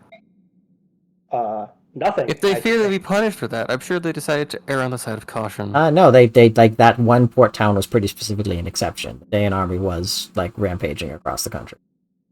I mean, the port town's the only one I actually remember seeing. So, well, I guess Alencia will figure it out. What? What happened to the Crimean people? Surely only the soldiers were imprisoned or killed. You truly have no idea how to rule a nation. Do you know what happens to a country that loses the war? Everything is destroyed. Lands, crops, everything. And the citizens. They're not even treated as human. Crimeans, especially those near the capital where Danes present strongest, are treated worse than Lagoos. Soren really wanted to say it. That's Why would they? That's horrible. Soren has so much fucking resentment, but that's a whole other conversation for another time. The people. There's a reason for it, though. There is. It makes sense in a fucking tragic way. The people understand this, which is why they pay for protection in the form of taxes.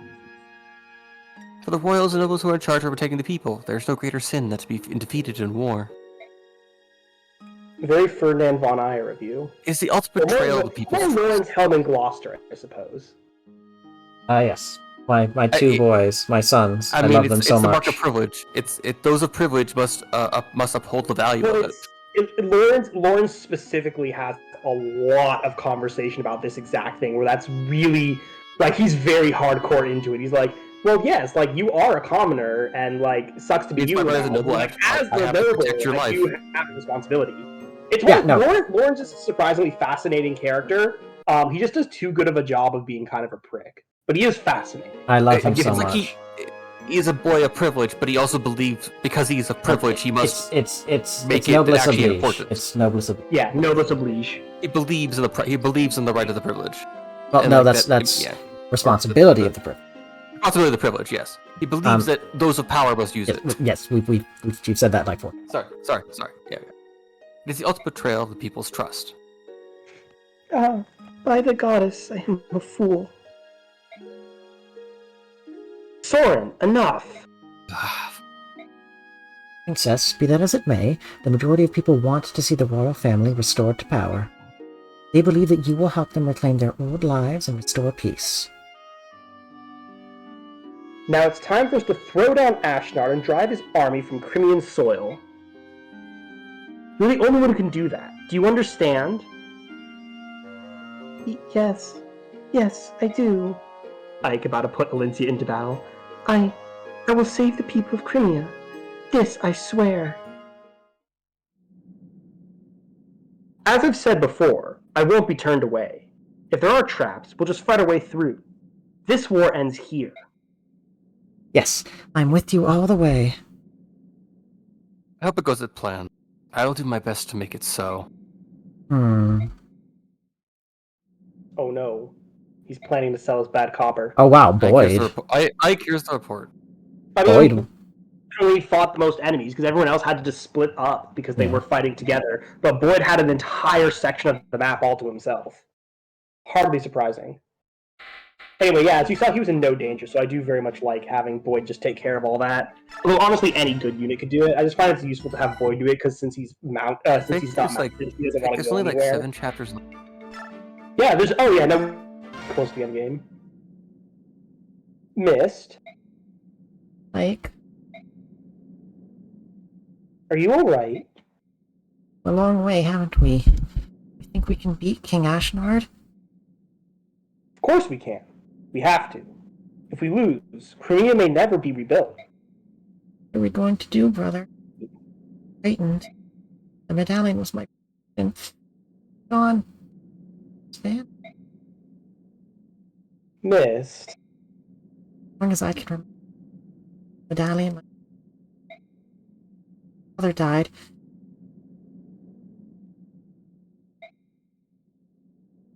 We'll find it. And even though it's gone, Father and Mother are looking down on us and protecting us. And if we stand in a certain spot, we can talk to their ghosts and receive a ring for our efforts. Yes, thank you. Is that really That's a reference to Genealogy of the Holy War, where that happens with Seliph. After be the one to land a killing blow on Arvis. After killing Arvis, if Seliph goes to a beach near where the army will cross to get to Chalfi, he will have a conversation with Deirdre and Segurd's ghosts and receive the renewal. It'd be really funny if he got the pursuit ring. It's funny to me that literally sounds like a scene out of an anime where it's like after the dramatic battle of avenging his father and his mother, he goes to the beach and they talk to their souls under like the fucking moon. I mean, Fire Emblem has. Something people don't like to admit is Fire Emblem has always been anime. It's just shifted it's fantasy war anime, which is like very specific kind of genre. Well, it's been different genres. That's the thing about it. When people are like, oh, Three Houses is 2 anime or Engage is 2 anime, all Fire Emblem has been anime. It's just sometimes it used style or fit what it was Yeah. going for. I don't like Engage's style or tone at all, but I won't ever say this series wasn't anime. I just think it worked it in better. I think yours is more like For example, actual like, political drama, but yeah, that's me. I mean, that's not exclusive with being anime. Plenty of animes have political drama. No, I'm saying it's more of like it's very specifically like that kind of style of like political drama for anime. Anyways, Just but it changes depending on the game, depending on the year, depending on the art directors. A lot of things change it, and sometimes it works and sometimes it doesn't. That's kind of just all video games. Yeah, like sometimes you get character designs from Shadows of Valencia, which look like something out of an excellent anime, and then you get designs from Fire Emblem Engage, which exist. It looks like an early 2010s anime. What? What'd you say, Emmett? Oh, I was gonna say I will make you play Engage though because the gameplay is peak. I'm aware.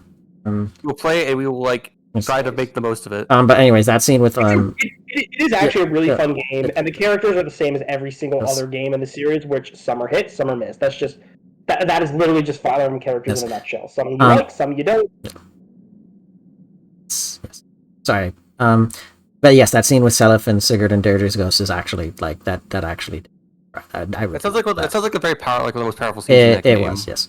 Also, one of the best songs in the gameplays then, but I will send that later. Anyways, right. Sorry, mother in my heart, and I've got you at my side. Even without the medallion, I'm all right. It's gonna turn out fine. That's the spirit. Like, Mist, going to chat. Why not go inside? Even if the snows are beginning to melt, it's still cold out here. I just love this year just fucking shows up just completely randomly in just so many random places. Like support conversation, boom, Nasir. Storyline, boom, Nasir. Like base info conversation, boom, Nasir. Like he's listening to everyone like a good crow. He's not a crow. He's not a crow. I know. I'm saying that metaphorically. Oh, and then speaking of your pointy ears thing about elf questions, Naysala does also have very pointy ears. Oh, hi, Nasir. You're right. I do feel a bit cold. Should we go back to the tent? Uh-huh. Let's go. Let's go, Ike. You too, Nasir. Forgive me. Nasir, what's wrong? Hurry up. Oh, of course. Oh, Nasir. Well, at least he's had regrets now. Well, Nasir, as Ida said, like, go be free. Like, Nasir is not, as, again, has been made abundantly clear, necessarily doing this out of any loyalty towards Dan. Yeah. General, thank you. The people of Talgera were the enemy, Talriga were the enemy. You treated them with kindness. I don't know how to thank you. Oh, the provisions. It wasn't enough, but I wanted to do whatever I could. It's nothing for you to worry about. General Ike? My lady, is that you? Lady Fizzart? Huh? Oh, it's you, Lord Shirham's lovely daughter. Thank heavens you're still alive. You're from Talariga. That's right. I'm Sophie, from the village of Luma. I can't live there anymore, so I brought my two sisters here, to the capital. After that battle, I was sure you'd been claimed by the Dark Angel, like Lord Shiharam, but here you are. This is really funny. I'm sorry, and really fucked up, basically. It's also really funny that she's like... Also, I'd like to point out that Har survived. But I think Har disappeared to the forest, like the rest of the men. Oh, Har absolutely disappeared, but, like, it's also, do you not, like, look at the corpses, or I don't know.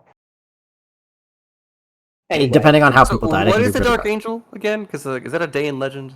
No, it's just colloquial. I don't know what it is in Japanese. It could just be Shinigami. It could be like the Reaper. Okay. It could be like the Reaper. Yeah.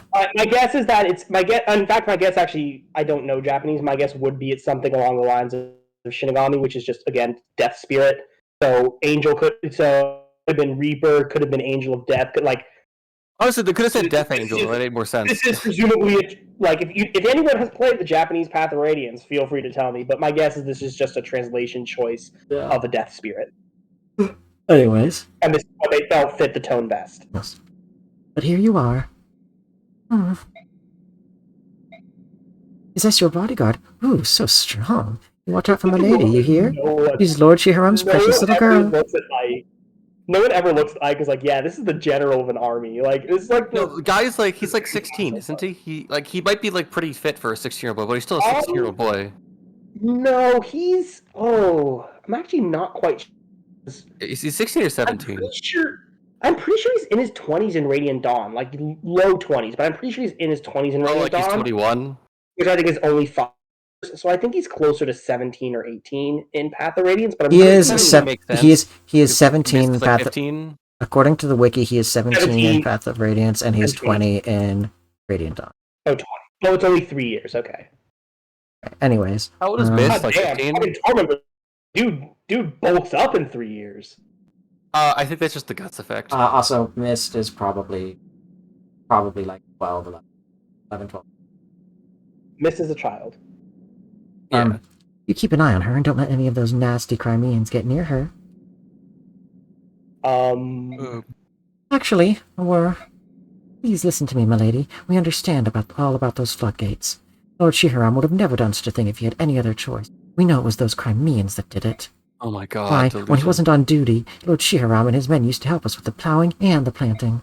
Once when my sister got sick, he loaded her up on his own wyvern and brought her to the capital to see a doctor. He's the only one who ever cared about us country folk. He's opened his hearts, each and every one of us. I love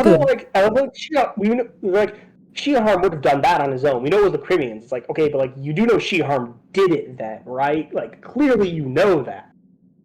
No, yes, I think she's just believing it because it hurts too much right now. Well, I think she's going like, she's going. He never would have done it if not for those Crimeans. They hadn't been there.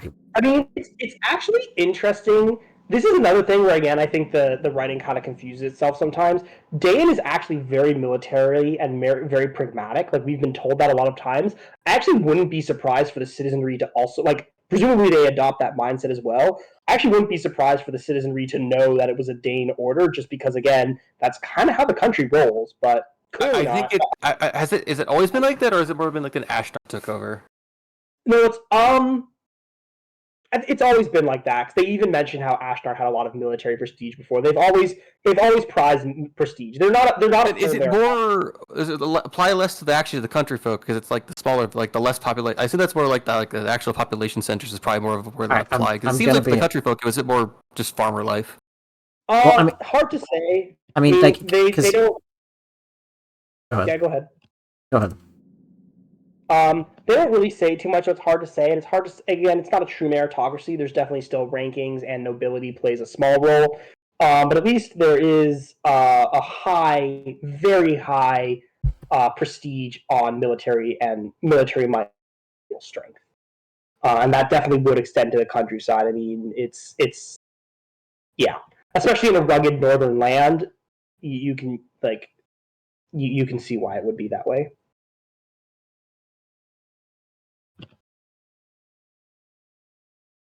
Did I cut out again? You did not cut out again. I was gonna say that I mean, this is actually shown. Crimea. Farmers were not like the peasantry was not necessarily from military. Had militias were essentially a group of peasants. They didn't. This could run into problems with the Lord or the Lord or if the king were taking power into your own hands. That's my job.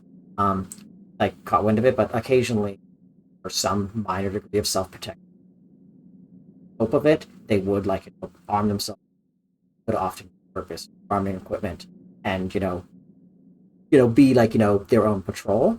And then a very large percent of medieval armies, at least in Western France, were made up of conscripted peasants who were essentially brought in and were part of a feudal lord's obligation, landlord, liege lord, so barons to the king, etc.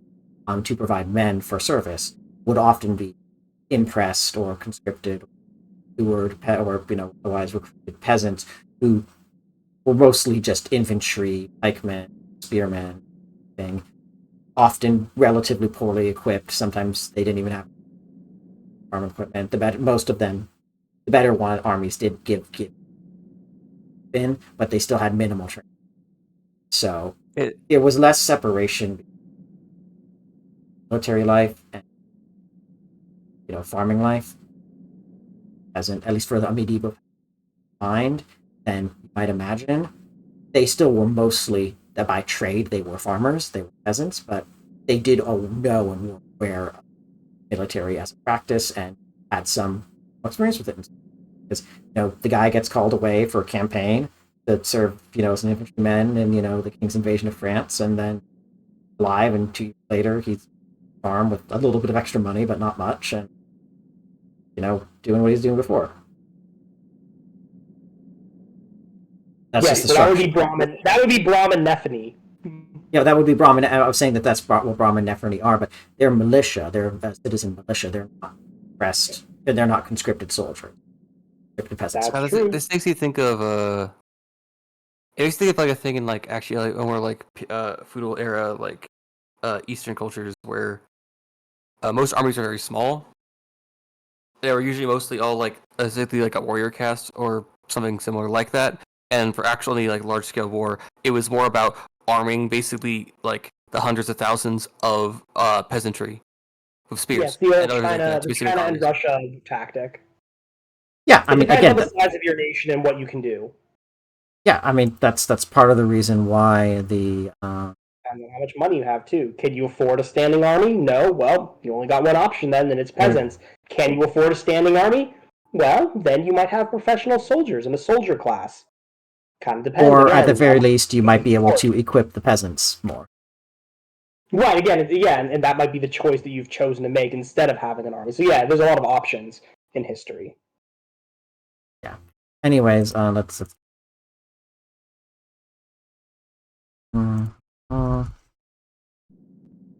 Was a good man. Those dirty Crimeans are to blame. If they'd never come to Dain, that battle wouldn't have happened. But Shiharam would still be with us. Well, once again, maybe don't go around and invade other nations. They didn't invade invading it. and pillaging. They didn't invade I it. know. I guess I'm sorry. I'm not trying to take it out. I mean, my point is once again, it's more just the bemoaning of like I actually think this makes sense. Like I wouldn't expect them to react differently, but again, like I said, it's a perspective that the player has differently. Playing as Ike's crew has come from Crimea and seeing Dane attack versus these Dane citizens who, of course, were not part of that campaign and now are suddenly experiencing consequences of said thing. So again, I will same with the old man. Like I actually think their perspective is totally normal, and I wouldn't expect it to be different. But as the player, it's definitely very different. I mean, like it reminds me of the saying.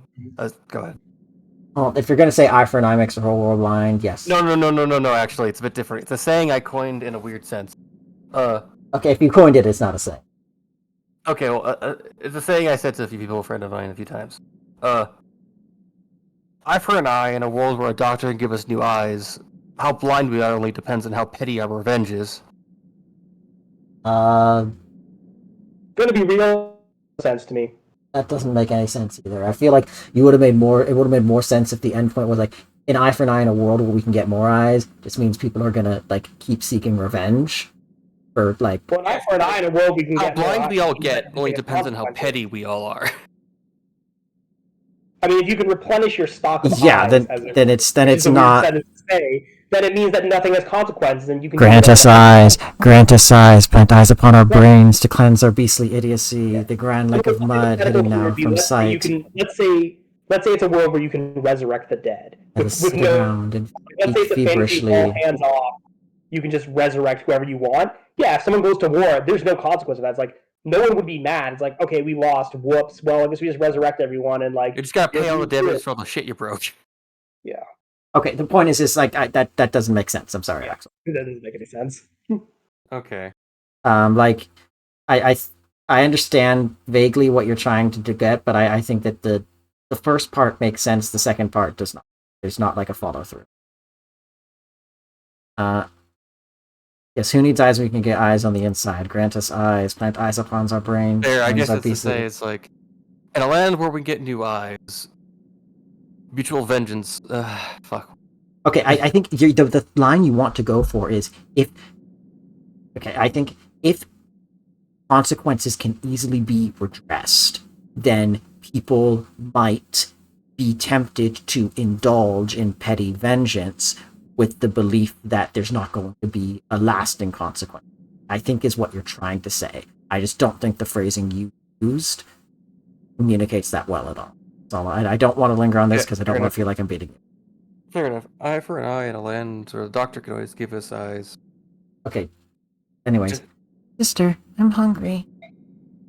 Going to be alright. I'll find you something a little while. Be patient. They gave me this. Can I eat it? Don't be stupid. Throw that away right now. We'll starve to death before we take charity from Crimean killers. Milady, the Crimean army is nearby. Run! We must escape and survive. We're gonna live. Even if we have to eat mud and weeds, we'll do it. One day we'll have our revenge on those bloodthirsty Crimeans. Can't do it. My children will. And if they can't, then my grandchildren will. We'll get them someday, I swear it. I have to go. Promise me, milady, you must go on for Lord Shiharam's sake. You mustn't get yourself killed. Incidentally, that's why the Dawn Brigade has a problem.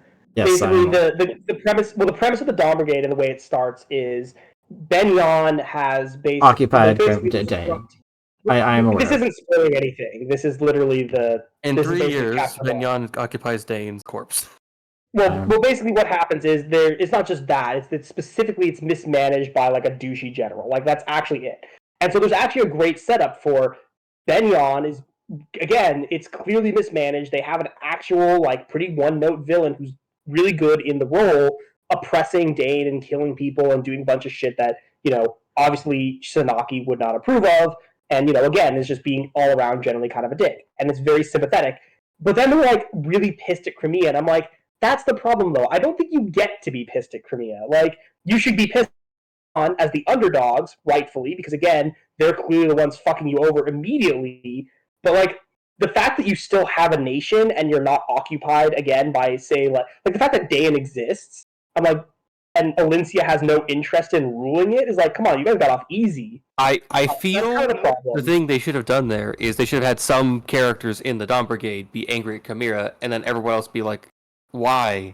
Well, the Dawn Brigade has Soth, who every time Makai is like, man, we should just fight Ike. Soth is like, are you fucking mental? Like, that's basically how it goes. Is Makai and everyone from Dane's like, boy, oh boy, we can handle anything the world throws at us. And then, like, Zehark, Jill, and Soth are like, are you guys fucking nuts? Anyways, Although it does lead to some really good lines, because even if it's crazy, Path of Radiance and Radiant Dawn have some absolutely banger one-liners. Sorry. Oh, so sorry. Don't be. It's all my fault. I hate myself a little bit because it's like, would it have been better if that lady doesn't have to keep living? If all she's gonna do is just live in suffering the whole life, suffering and anger. I feel like that's it's a choice that she has made. And again, like the emotions are currently very raw because she has just had to leave her farmland and has no means to support herself. And the choice she had was either to rely on what she saw as Crimean charity or to struggle it out on her own. She's chosen for the sake of her own pride and the way dignity. She wants to live in the world. She has chosen the harder path, and that's her. And that's what she chose. Like again, from a character perspective, it's interesting. In fact, one might even say it actually takes a lot of character to make such a decision. Oh wait, we have 3 pure water. We should probably buy some more because we've actually been using a bunch. They're kind of useful. I would just put a few in convoy. But yeah, no, they'll definitely be useful. We probably want like at least. I'd probably buy like at least another 3 minimum. Like we have the gold. Who cares?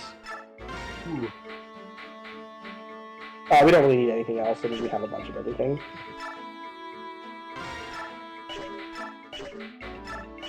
I think we made a javelin last time, right? We did. Oh boy, mate. I mean, we could make a very high might like axe for Titania. We could make like a steel axe with a lot of might for her, or we could make another throwing weapon, which again are really good.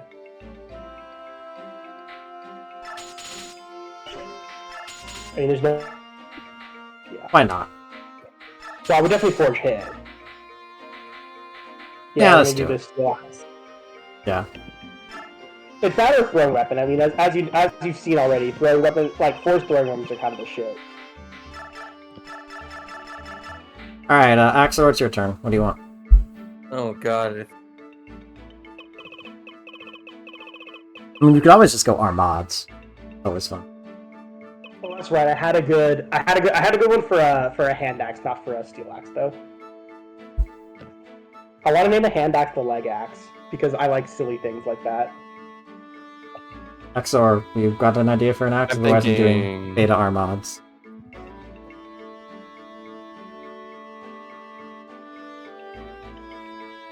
We could call it the Harmods. Actually, wait, hang on. The capitalization on that is wrong. It should be that. Or No, I have a good Oh, one for we've got throwing a... axes. the This is not... Harmods. It's not a throwing axe. I will only suggest puns and really questionable names because it's funny.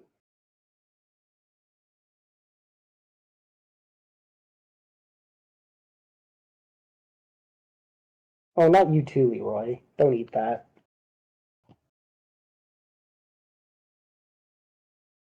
Let's see. Alright,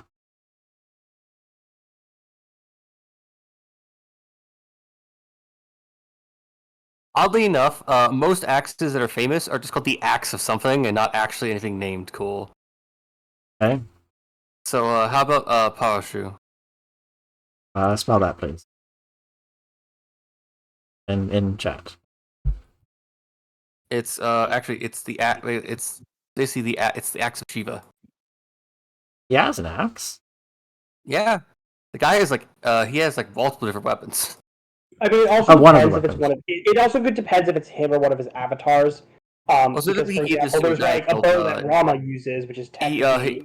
He basically gave it to Pashurama, which is basically Yes, one of the versions of Rama. Yeah, one of the avatars. Oh no, one of the avatars of Vishnu. He gave it to one of the Ramas. They could trade that shit. Around. Ironically, Pashurama really means the Rama of an axe. So literally the Hirashi. axe wielding Rama. Oh yeah, I've heard of that one. Well, I get Rama is an incarnation of Vishnu, and those multiple Ramas are incarnations of Vishnu. So Yes. The Ramayana. Well, not only the king of Adyodha is the one in the Ramayana. Fair. I think it's black. Make it black or red. I'll go black. That first result is more. But we haven't done a red one. Oh, super. I mean, it's presumably a weapon that's been shown in many different ways. If it's a legendary weapon, especially from something like with that much writing about it, I'm sure that there's a lot of variety in how it's been portrayed. Let's see. Do we have any supports available to us? I don't think so. Okay. Yeah, I mean, we're just going pretty quick, so I'm not sure. Well, yeah, who do we want to support Ike with? That's a good question, actually. Like, I know one of the. I have like. we're not really deploying. I basically don't have Soren A yet, but already by this point, like I'm actually amazed. I mean, it's a pretty late one. I mean, I thought you get it like after 19 maps, or is it 22? Well, I mean, we've deployed them together on every map. Every single the game map. has decided that it's. I know it takes a while. Yeah, I mean, it's just a question of the Miss Titania thing again, I guess. So are we going Miss Boyd A? Miss Titania? I Boyd feel like Miss Titania? Titania makes the most sense because Mist is going to be. I mean, it's an option. Miss Boyd gets us a stat booster. Oh, it does. Spirit dust. I get Spirit Dust. I mean, again, like I said, for your playstyle, it really doesn't matter much. I don't. Like, yes, Titania's and Mist are both mounted, but like, if you throw Titania far ahead, you're not going to put Mist behind her because Mist is going to die. Yeah. Could equip the Nightmare first. Whereas, like, if you don't put Titania that far ahead, then it doesn't really matter. I might back Titania up a level because that's pretty close. Sure. I mean, if you want to do that first, sure. I mean, you just do it in the Night Ward too. She has the Night Ward on still. Yes, she does.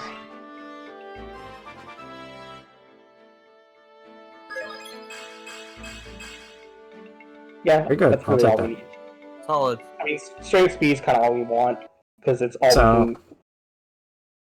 Let me Honestly, just at check. this rate, I guess I think if we level strength every single time with the energy drop we gave her, we could cap strength actually. She will. Because Her strength cap is 25. Yeah, 26. she actually has a really Yeah. good chance. She doesn't even need to get every So, time. yeah, She just needs to get it. Thanks to all the re-rolling and the energy drop, we definitely could cap it. Okay, we actually didn't really reroll too much for Titania levels We've outside of re-rolled No, in Bexp. We did not do it, I think, in mid-map. Well, in Bex, honestly, I wouldn't even count Bex, mostly because it's kind of the point. So, like, I would say we've been, like, Titania, I think, is one of the characters you've been a lot more aggressive about getting good levels with. Okay, that's true. But we should still trade the Night Ward. We also got Provoke, which is a very amusing skill. Well, I'm trying to think. When did I, like, save Scum mid-map? It depends. We haven't done too much of it, also just because Titania doesn't level up too much mid-map, but it was more early game. Yeah, We used it for a ton early game, and then stopped because we started training other characters, and it's only recently we've started using Titania a lot again. Okay, that's a reset. I mean, might as well. Like, if we're gonna use the Bex to its full potential, might as well. Incidentally, I do wonder who we want to give Provoke to. What? Do again makes people attack you. People attack first. It makes people attack you more. We could give it to our game over condition Ike. No, just kidding. I wouldn't do that in this Give it to game. Boyd. In Radiant Dawn, that's actually probably a really good thing to do. No, I wouldn't give it to Boyd. Honestly, I don't actually know if we really have someone we want to provoke. I mean, I guess we could give it to, honestly, Jill or Marsha is probably best with it. Probably Jill. Or actually, okay, what if we give it to Marsha, and then, you know, if we keep her and Tanith together, we'll go for Marsha then Tanith. Maybe. I'm more so trying to think of who has room for it, and I'm pretty sure it's going to be best on one of our flyers, who are also kind of our carries. Titania can't use it because she's full due to Soul. Yeah. So, probably Jill or Marsha, and I think it'll work well on Marsha. Because again, we can sort of shield Panic a bit, maybe. That support will start popping up a lot more with C and A supports. So I think you'll get like 15 points of avoid or something. Oh. I'll take it. Alright, that's pretty good. We just gotta give the Night Ward back to Marsh to... I almost think it'd be worth it to just like Titania. get Mist leveled up by now because we're like at the last fourth of the game. Yeah, that's something we can do. I wouldn't mind. There's Oh, a wait, specific- shit, I didn't have it on him. that Oh, would explain it's fine. that. Yeah, I mean, we could definitely... Jill's level 9, we could definitely get her to level 10 and promote her right now. Wouldn't be terrible for the next map. It's not the map that I really want to have her promoted by, so we also can do it naturally. I think if I don't know if you know, like if we end this game with over 2,000 bonus XP, I feel like we've not used enough bonus XP. Well, what I've told you before, part of what we're doing is we're planning on waiting until the end of the game, so that if there's any units who aren't level capped yet that we want to give transfer bonuses to, help them out. Yeah. Fair. Bonus XP is useful for two things. The first, if you have a unit that just needs the stats, you can give them bonus XP to use the stats. We don't have any units that need that. All of our units right now are performing very competently in combat. Like, none of them have fallen behind. None of them really need the help to actually fight properly. And that gives us a lot of flexibility with our Bex. So right now, the reason we're keeping it is because the requirements, as Fume said, are really harsh, and we need units at level 20 in order to actually effectively get transfers. So since we're not sure who's going to need it now, like if we Bex, say Titania to level 20, great, but we're still going to use it for the rest of the game, so that Bex kind of gets wasted. But if we wait and use it later, then we can more effectively get multiple units to level 20. You're right. But yeah, we could get Mist to promotion. That one's up to Fume. It wouldn't be a bad. I think I used Asteroid. My Asteroid was like really good on my end. Yeah, And Asteroid Paragon's a popular choice. She's really fun. Fume just had too many training projects by that point, so we decided not to use her. fair. But And Paragon, I'm just I'm having like weird like I'm just having weird memory things of like, man, I think if my Mist was like able to like actually fight people and shit because her strength was cracked and she was mounted. yeah, I mean that's the thing about Fire Emblem is like everyone's units are different, so that's why generally when talking about unit viability in the meta, you talk about averages. So yes, you could have had like again, I used Nephany, who I made really good, and I got transfers and it was super fun. I had a great Nephany, but I'm not going to say, oh yeah, Nephany's good. You should because no, she's not. She's pretty mediocre, and she's only really good if you invest heavily in her. Mist again being the same. But there are some units like Jill, Marsha, Titania, who even without like favoritism actually end up on average better, more good than not. Stuff like that. Right. And I cut out again. No, I didn't. Hope you didn't. I'm just looking at the caps again, and wow, the female swordmasters really trade 2 strength and 2 defense for 3 range. Yeah. Sort female units tend to have lower caps sometimes because So the world we're talking may or may not be sexist, but the country it was developed in, you know, or rather, I should say, our world in general tends to be pretty sexist. I won't knock any specific nation for that one, since it's most of them. all right, I can equip. Sexism. I can equip once I'm looking at the map, so I think I'm ready. Yeah, I mean, I would say, did you want to Bex mix stuff, or no, not really? I kind of want to. I'm just sick of her not having a map. Do it. Yeah, if you want to do it, then do it. Well, let's see how much. I have no problem with it. Like now that we just need to get to level 10, it's like pretty much free. So yeah, sure. Not even like if you're like, I just want to do it, then do it. It's 80. It's 80 bucks. Oh, it's absolutely easy to do. It's completely doable and will not mess up anything. I also would like her more than 10. Hey, whatever. That's. Yes, I know it doesn't matter, but I think point strike actually would matter because she gets a sword rank.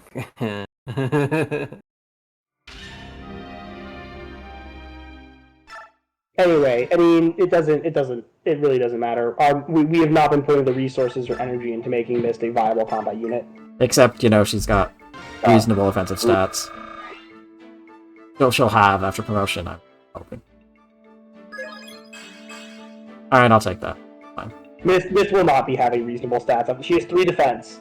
Okay, fine. Oh my god, you're right. Fuck. We never had defense level ever. It doesn't matter. What is her growth? Probably like 25%.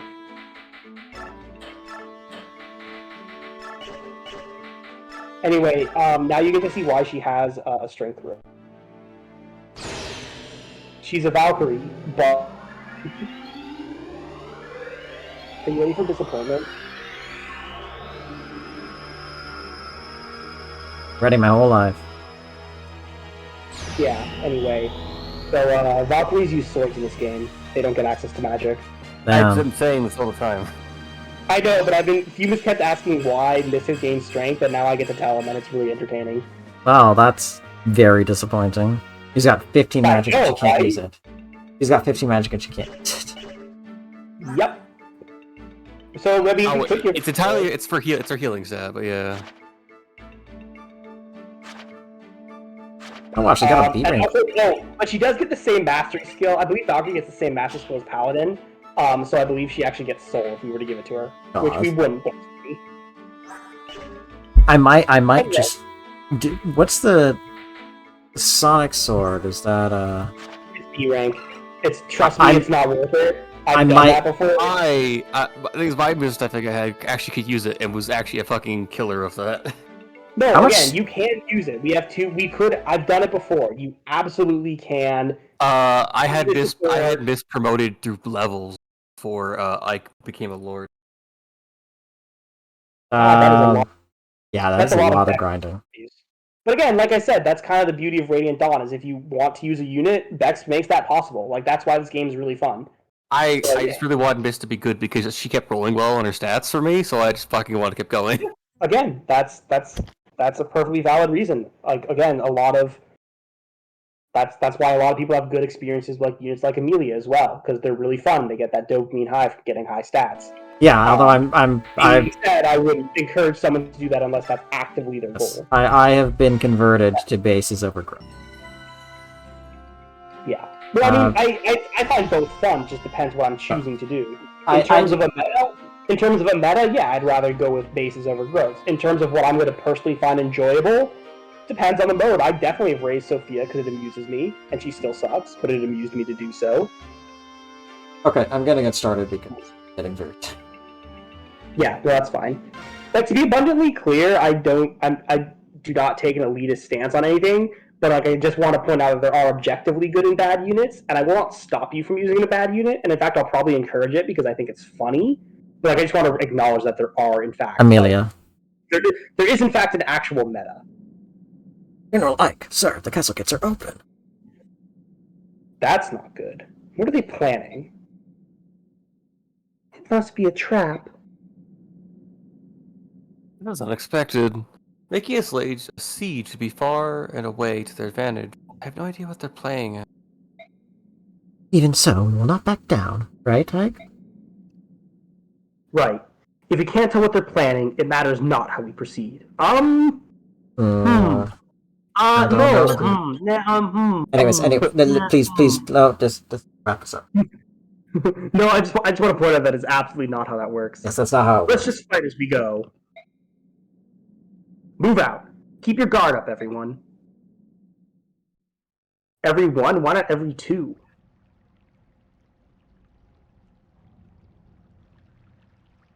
I did make that as a role on a Discord server I'm in now that I think about it.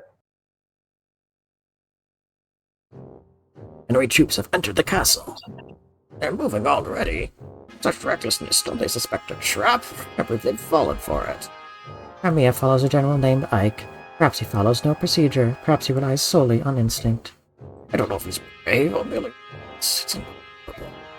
Regardless, we continue as planned. Close the gates and seal off their escape route. This contest will be decided here.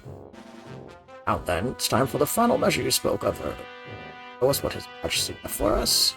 What could possibly allow us to destroy an army? I'll swoop. Provided we can here. General Kasatai, no matter what I show you, do not be shocked. You must continue to trust me without question. I swear it. Name is a royal knight of day, and I will not betray you, General. Alright, want to see it a secret?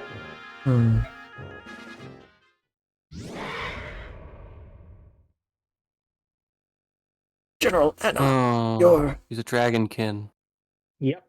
She Dragon is Lagoon. from Goldova. which means Nasir is... Seer? Oh. They're the Anyway. pet dragons, huh?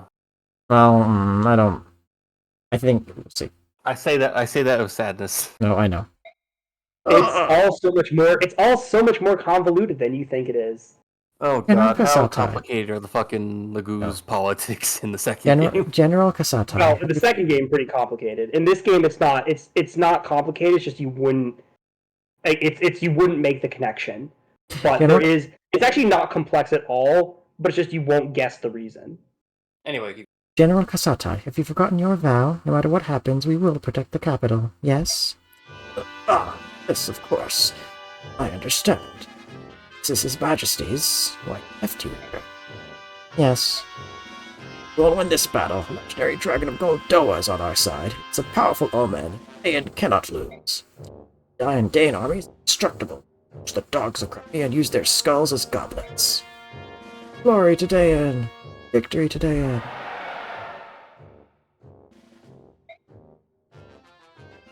Yeah, this is definitely a pretty big match. You know, it's a pretty big it's match. Goldova, like, I thought Goldova was kind of like alienated from everyone. Like, Yes, talk about it's absolutely, like, isolation. That's why this is particularly interesting.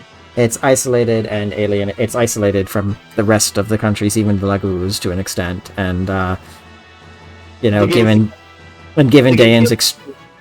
Sorry? Yeah. I mean, Digincia has made a point, and again, when he talked to the other kings, he mentioned this, Digincia is very much like, do not fight, do not fuck things up.